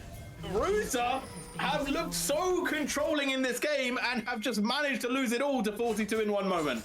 Sigh. Jay, sigh. This is the issue right now with Rusa. Even when they get themselves big leads, I was about to say it before that fight started. I was like, they have such a big lead. I don't trust it yet, though, and for good reason. They haven't thrown everything away, but they have lost a big bit of the advantage that they really were looking for. 4-man solar flare usually means that you're going to win a team fight, but it was just sort of stopped the bleeding a little bit for Rusa, and they end up losing so much right now. They're not going to lose the Drake, at least, so can potentially still look to fight around this one. But it seems like 42, they would love their soul point. They're not going to let this one go nice and easily. Yeah, and I don't know if I'm impressed or surprised. The reason I've gone straight back to it, I feel like 42 could have set themselves up to go for another play and just go for round 2, but instead, it's not going to be a thing. Rusa will pick up this dragon. They will take the Drake, so stopping soul point for 42. It is Chemtech soul, which is not necessarily the most fought over dragon, but definitely better than losing it for free. So Rusa on the warpath for these dragons, have picked up one. Now will buy obviously a lot of time if we were looking for the win condition of the dragon soul. Yeah. Absolutely not giving that one over is going to be crucial. I mean, if you give up that soul point already, it just puts so much pressure on you to keep the pace going. Something that I don't feel like Rusa deal with particularly well. You've got taking a lot of health right there off of JJ. JJ just doesn't feel like they've had a good time in most of these fights. And despite the fact you've got a couple of kills, it went onto the Ezra, it went onto the Lilia. Not bad places to have gotten the gold, but you're still a decent chunk behind, and this is going to be another tower falling right here. There's really no outer turrets left available, particularly at this point. You're kind of just trying to hold on to your tier 2s right now, and that's not a good position to be in just 70 minutes into the game. A lot of tower takes have occurred. The 6 Grubs really playing their part for Rusa here. The Cypher going back to that top side. A surprising death is one that we definitely have to mention. But all in all, has been able to stabilize a little bit back. Virtuoso, though, having a bit of a better time in this lane than when we first saw. And I think the pressure for me is all around those objectives. When Baron spawns, when we see more dragons kind of being pertinent in the game, that's when I really want to see Rusa's improvement, where they get more consistent. Because at the moment, it feels like they're doing really well when they're spread apart. They're doing really well in the early game, but I want to see that kind of culminate in that mid-game, late game. Can they do it? Can they just keep up all of the pressure that they seem to get during the early stages? I mean, they're up by a decent chunk, right? I've been burned too many times by Rusa, I think is the issue, right? I think both of us have, where we've been like, oh, they're in such a good spot, and they just don't manage to do it. You even watched that happen yesterday, so I think we're not wrong to be a little bit cautious right now of this early aggression. TP going down bot lane. A lot of people around here, Panda. I don't think you want to walk into that bush. I also don't really know what they're fighting for here. I'll be honest. Like, there's nothing on the map. There's no dragon. Like, I don't really know what the fight is over. There's no tower either. So I don't know why both teams decided, you know what, we're just gonna scrap it out. It was maybe a control ward. I mean, these two teams are just the scrappers, right? There's a lot of them in Div 2 at the moment. I think Golden Gaming might be the only team I might possibly be able to call clean at this point. Even then, you know, they've had their moments occasionally, but these two definitely want to go brawl. They don't need objectives to play around. What's the point of fighting around an objective? Then you lose something if you lose the fight. We should just fight. Then we just lose kills if it goes wrong. I mean, I hope that's not the thought process out of these teams, but you never know at this point. I mean, we've hit a little bit of a lull period in this game too. You're kind of just waiting on the Baron spawning. 20 seconds time though. It's going to be here relatively soon, as I don't quite know who's hunting who right now. Yeah, the Rooms are playing quite aggressively here. I do like it though. I think that this is it. And the Sejuani can dish out quite a lot of damage, and JJ really hasn't shown any sort of potential to kill Anipot at this moment in time. So I do feel like there should be some comfort, but the Herald spawning and then getting freely destroyed, again, a little bit of a question mark play for me, as we do have a minute 25 before the Drake. I expect both teams to be setting up for it. I think, unfortunately for these teams, especially Bruiser, there's a lot of big things that they need to work on, but there's also a lot of the little things too that just aren't quite working out. Not managing to pick up even a charge off of that Herald, not going to be ideal. Just missing out on a little bit of extra gold that you could have potentially had for yourself. And I think part of what worries me about this game having stalled out is the fact that Hyper got that massive advantage. I mean, he's up 40 CS, a kill still, got those 2 items completed, but hasn't been able to do too much with this lead. I think they really should have swapped Hyper down into the bottom lane to try to get another tower, because it doesn't feel like this bot lane has been able to get anything going in the same way that this Riven potentially could have. Well, we may see Hyper rotating down to the Dragon, although it doesn't feel like that's going to be the play. 30 seconds before the Dragon is spawning, and 42 there getting some priority in the mid lane, pushing in that wave, getting more eyes on the Rusa team, and a bit of damage to match as well. The Mystic shot starting to hurt. Really are, as you can just see why the Ezreal is such high priority. Once you get yourself that Manamune and the Trinity Force, you could just chunk people out again and again and again. That ult also doing quite a lot. You are going to be able to heal it up, you know, not going to lose any of the objectives right now, but still, you can keep doing that. Although, this is a fascinating play. Both JJ and Virtuoso are on the top side when this Drake has spawned. They're potentially going to look for a double TP, but they don't really have a good place to TP into. Yeah, a lot of wards put down for Rusa. Also, there's definitely a nice one to see. There's a couple of wards available for 42, and again, quite a late decision to TP anyone if they are deciding to, but also either team that's interested in the Dragon, so maybe they just said, you know what, we don't even care about this objective, because actually 42 have sent 2 people up to the top side. They're looking to kill off Hyper here. A lot of damage is being done, but chasing a Riven is a tough time. Yeah, Riven is so mobile, just going to be able to use all of those Qs to jump away, gets out of that, or also gets the Drake for the team, because there are so many members up towards the top side. It's not like you really even have any Baron threat at the moment, so a bit of questionable play out of 42. In return, they're going to lose a Drake. They're also going to lose this tier 2 tower in the bot side, and that's the first tier 2 to go down, so that's a massive injection of gold as well over to this Azir. Already has a Death Cap and a Nashor's completed, is going to get that next item, you know, relatively soon. And that is a terrifying position to be in when you've got 3 items. And they're forced to, they've double TP'd into the bot side. Virtuoso getting aggressive. JJ will go more aggressive for Anibot, but Anibot is just walking away casually. Like, there's so much aggression from 42, but over what was a very easy to stop play. They could have just based earlier. And now Baron is the play. Like, I don't know, Messi from 42, and they're losing a lot for it. Fully on vision is the only thing. So Balmy is in the area, does have the flash, can get over the back of the pit potentially. And they could go for a play here instead. Hyper is going to get aggressive on. This is very risky for Rusa, but I think they're in a good spot to take this one. But it is a 4 versus 5. Rusa do have the man advantage, and yeah, they can burn through this Baron. There goes the steal! Oh, stolen! Balmy gets the Baron. It was risky indeed, Bloxer, because they lose it. Flash Lilia into the pit is always gonna make it a bit of a 50-50, and this time it comes up 42. You lose a kill onto Balmeef, but that's it. Now you've given the Baron to your opposition, and this is such a Ruza 42 game right now. 42 making questionable, over-aggressive decisions all across the map, and Ruza making good plays and beginning to throw them away. This feels like parodies of these teams. Like, this is exactly what I would write if I was doing a script for this game. Somebody has to win this game, and at this point, despite the fact Ruza, I think, are still in control, it's like they don't want to win it. Yeah, I know what you mean. They're 3k up, but they've been 3k up for ages. Like, it's not changed at all in the last few minutes. And I will say, yes, there's some really strong moments for Ruza, right? I think Anibot is very, very powerful at the moment. I think Hyper definitely can be dangerous if he can get onto targets, as the Solar Flare is going to be cleansed by the Ezreal there. Chrissy just able to keep such long range. Isn't really too threatened. But it is begging the question of, okay, now that Baron has been secured as well, it's just that extra level of difficulty that Ruza need to play into, and it's almost like running through sand. Yep. Maybe even quicksand at this point, you know? Like, it feels like they just make it so much harder for themselves than these games have any right to be. It's a fantastic point that they've been 3k up for the last, 15 minutes? You expect gold leads to increase. This is the point of gold in this game, is to get you scaling further and further ahead. It's not a game where we can tie. Somebody has to win at the end, and part of that is getting yourself a big gold lead and using that to snowball. Not something Ruza have been able to do. Some credit to 42 for being able to stem the bleeding that was happening early on. And getting that steal of the Baron really feels like it puts them solidly back into this game. The scaling relatively even for both of these teams.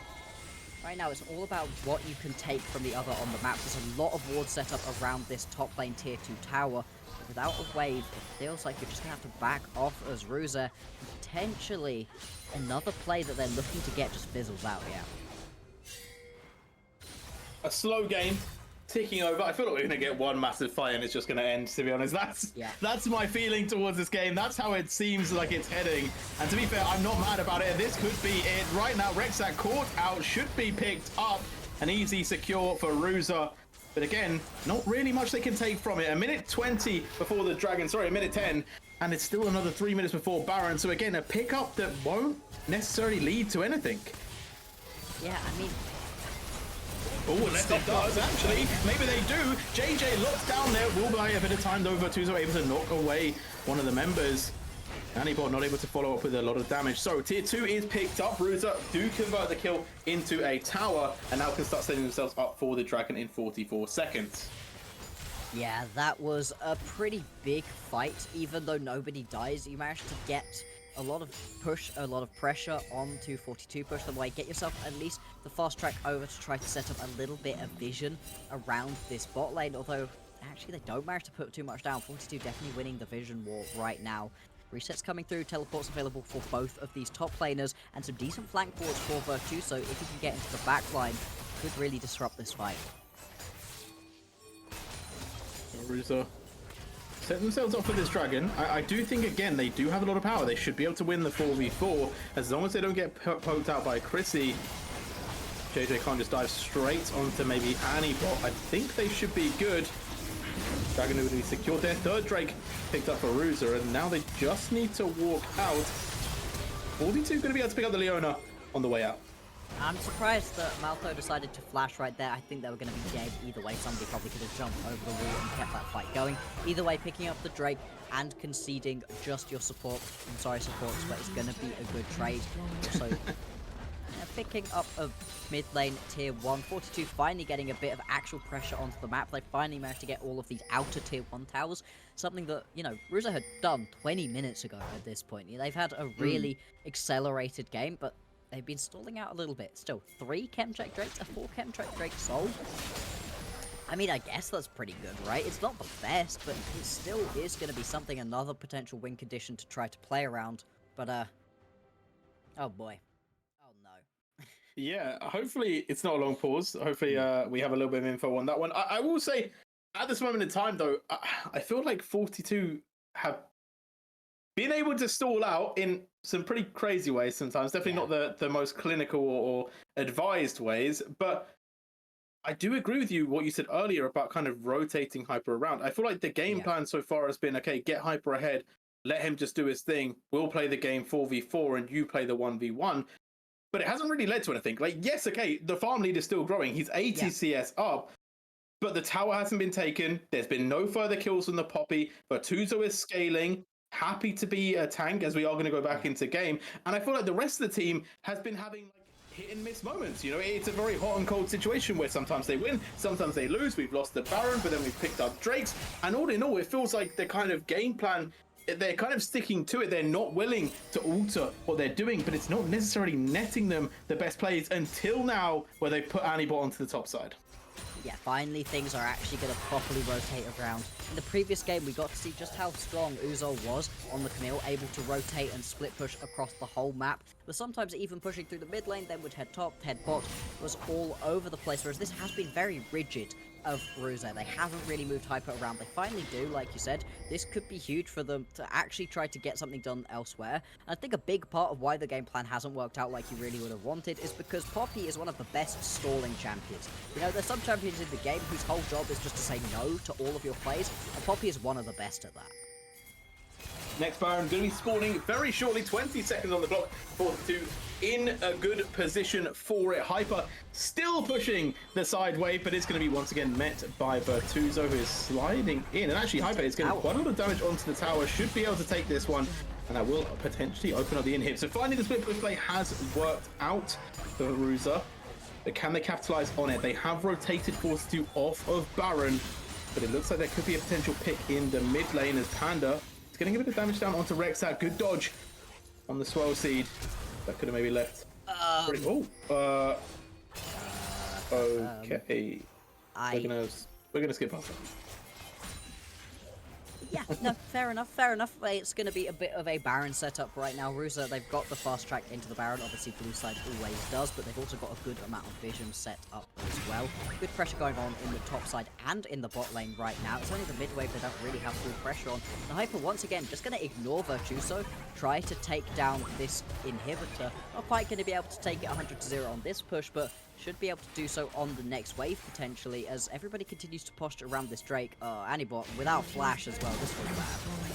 This is a really tough situation. A lot of CC, a lot of damage over the top. Anibot will be cleaned off of the map, and this is a really unfortunate timing for them to lose someone. The double sleep coming through as well. Edstone will not go to sleep, but Rexat is now going to be able to get the lockdown onto Panda. Panda going to fall very low, will be picked up, and Edstone is able to make a beautiful play with the feathers. Buys so much time, but Balmy is ticking them down. Chrissy gets aggressive, and here comes Hypers, gets stopped from TPing away. No Riven to the party. Yes, the inhib was picked up, but is there a world where Baron can be taken? I feel like two members, you're going to take it very slowly still. Gonna try it, and despite the fact you have quite low health bars, you do a lot of damage between these two. Balmy, relatively low. This one is going to be picked up, though, right here for 42. And what a messy set of fights. Honestly, we wanted to ignore the fat fingering, the misplay of the flash, but it costs Anibot their life right there. They got the two-man pushback off of the ulti with a flash as well. You're going to be able to play this one much, much easier. And this is now the second Baron going over to 42. They're still not in a gold lead in this game, but it really feels like they are in control. Yeah, but it is now essentially 0, right? 300 gold lead to Ruza. It was 10 times more when we last talked about it, but 42, they are starting to find these team fights where they were able to find a pick, they were able to find a hole in Ruza's game plan, and they were able to utilize it. Now you could say, okay, look, Ruza, they have traded it for the inhib in the top side, but again, we're going back to the situation of Hyper versus Vertuzo that is just kind of a dead end, to be honest. It's a very, very slow grind, and I feel like the rest of the team from 42 can do a lot more around the map than just this one side of the play. Although mid, it's going down. Ooh, okay. I saw a lot of bodies getting very close together. I thought 42 were about to get real aggressive in that mid lane. They could well have done. I mean, 42, they are in their best position they've been in all game long. They lost the bot lane inhibitor, so they do have a little bit of pressure in the bot lane, but it's not getting there yet. 42, they're going to look to pick themselves up this Drake. Not going to be much of a contest out of Ruza, and that's now 3-for-3, so the next Drake is going to be huge. And we're only potentially 10 or so minutes away from this being an Elder Drake. This game's gone a lot longer than it potentially should have done. Ruza had such a strong position early on, and I think at some point you've got to ask, weird TP out of JJ, but it's fine. Wanted to defend this tower. At some point, you've got to ask about the mentality right out of Ruta, because they lost a game they were in control of yesterday.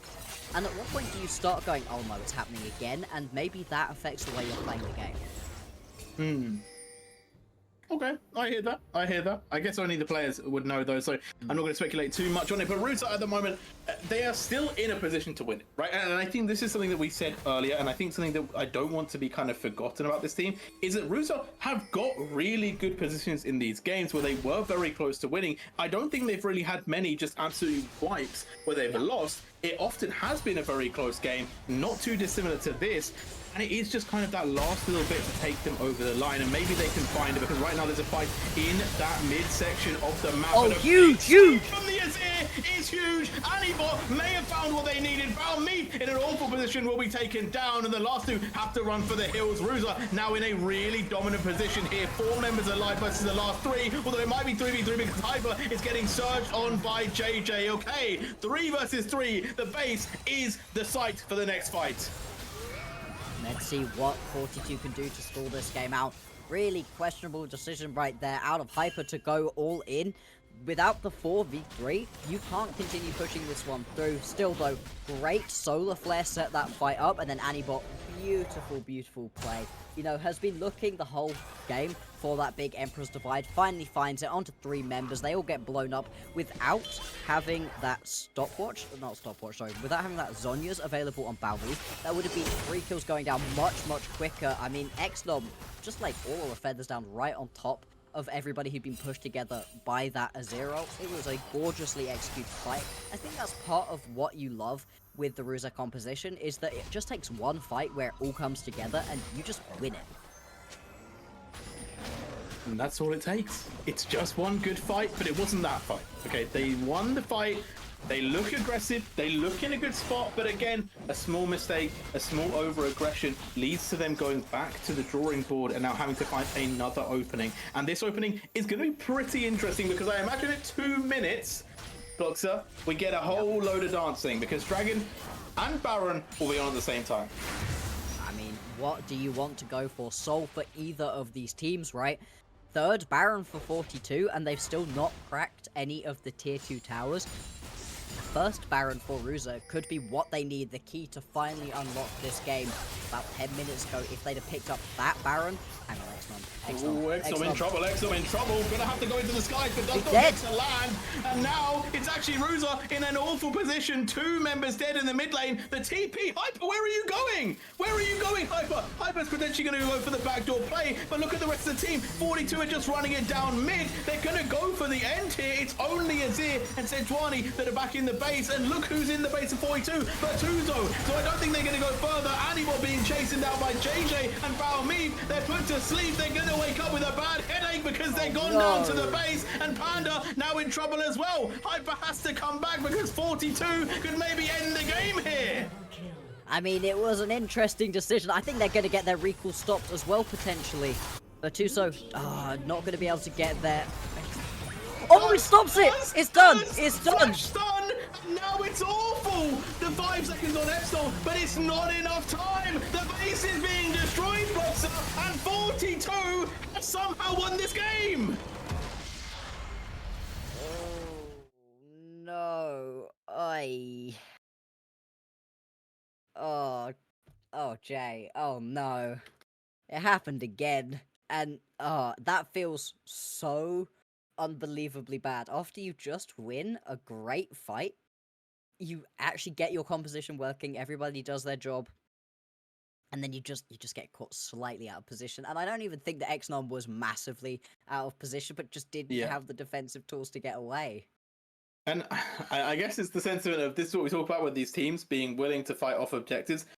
There was no game to be had realistically. Yeah. Had they maybe only just got 1 pick, there wouldn't have really been too much. They got both, so you could say, okay, well, they did win the game off of that. Yes. Yeah. But realistically, it could have been played a lot safer from Russo. They didn't have to be up aggressive. There wasn't anything they were really protecting. So I do feel like there was just a bit of an overstep, a bit of an oversight from both teams, really, because it could have gone the other way, and 42 may be in a bit of trouble there. So it's a sentiment for me where, like, a few question marks on that game indeed. I don't think either team will go away from that being like super happy about it, but a win is a win. 42 Gaming, they're going to be going up the table. You know, that's now going to be 6-6 or 5-5 for them. They will be going 5-5, so still setting themselves up for playoffs. Ruza down the table once more, now in a really, really difficult situation of whether they could even get into playoffs. So definitely a lot of question marks there, definitely a lot of answers needed as they're going to be playing next week. But that is going to be all from us, Bloxer. That is our games. What do you make of it? Obviously, you had a game where I wasn't here. Any final words for you before we end the stream? On that game specifically, that was a very 42 versus Ruza game, and I think that Yeah. was quite possibly the most Ruza way for them to have lost a game. Really unfortunate that. On the day overall, super interesting. I think Garden Yeah. Gaming potentially looking like our best team right now. Fascinating. The Rich Gang also end up losing after their win yesterday against Unique.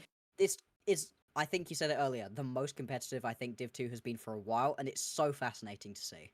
Yeah, it is hard to predict. It is hard to know who will win, but there's only one way to find out is to stay tuned. We're going to send this one off. Shout out to our producer, Vodka. He's had a lot to deal with over the last 2 days, and we finally managed to get through it. So with that being said, that has been us. We will be back next week for more NLC action. It's going to be week 6 soon. There's not much time left. Stay tuned.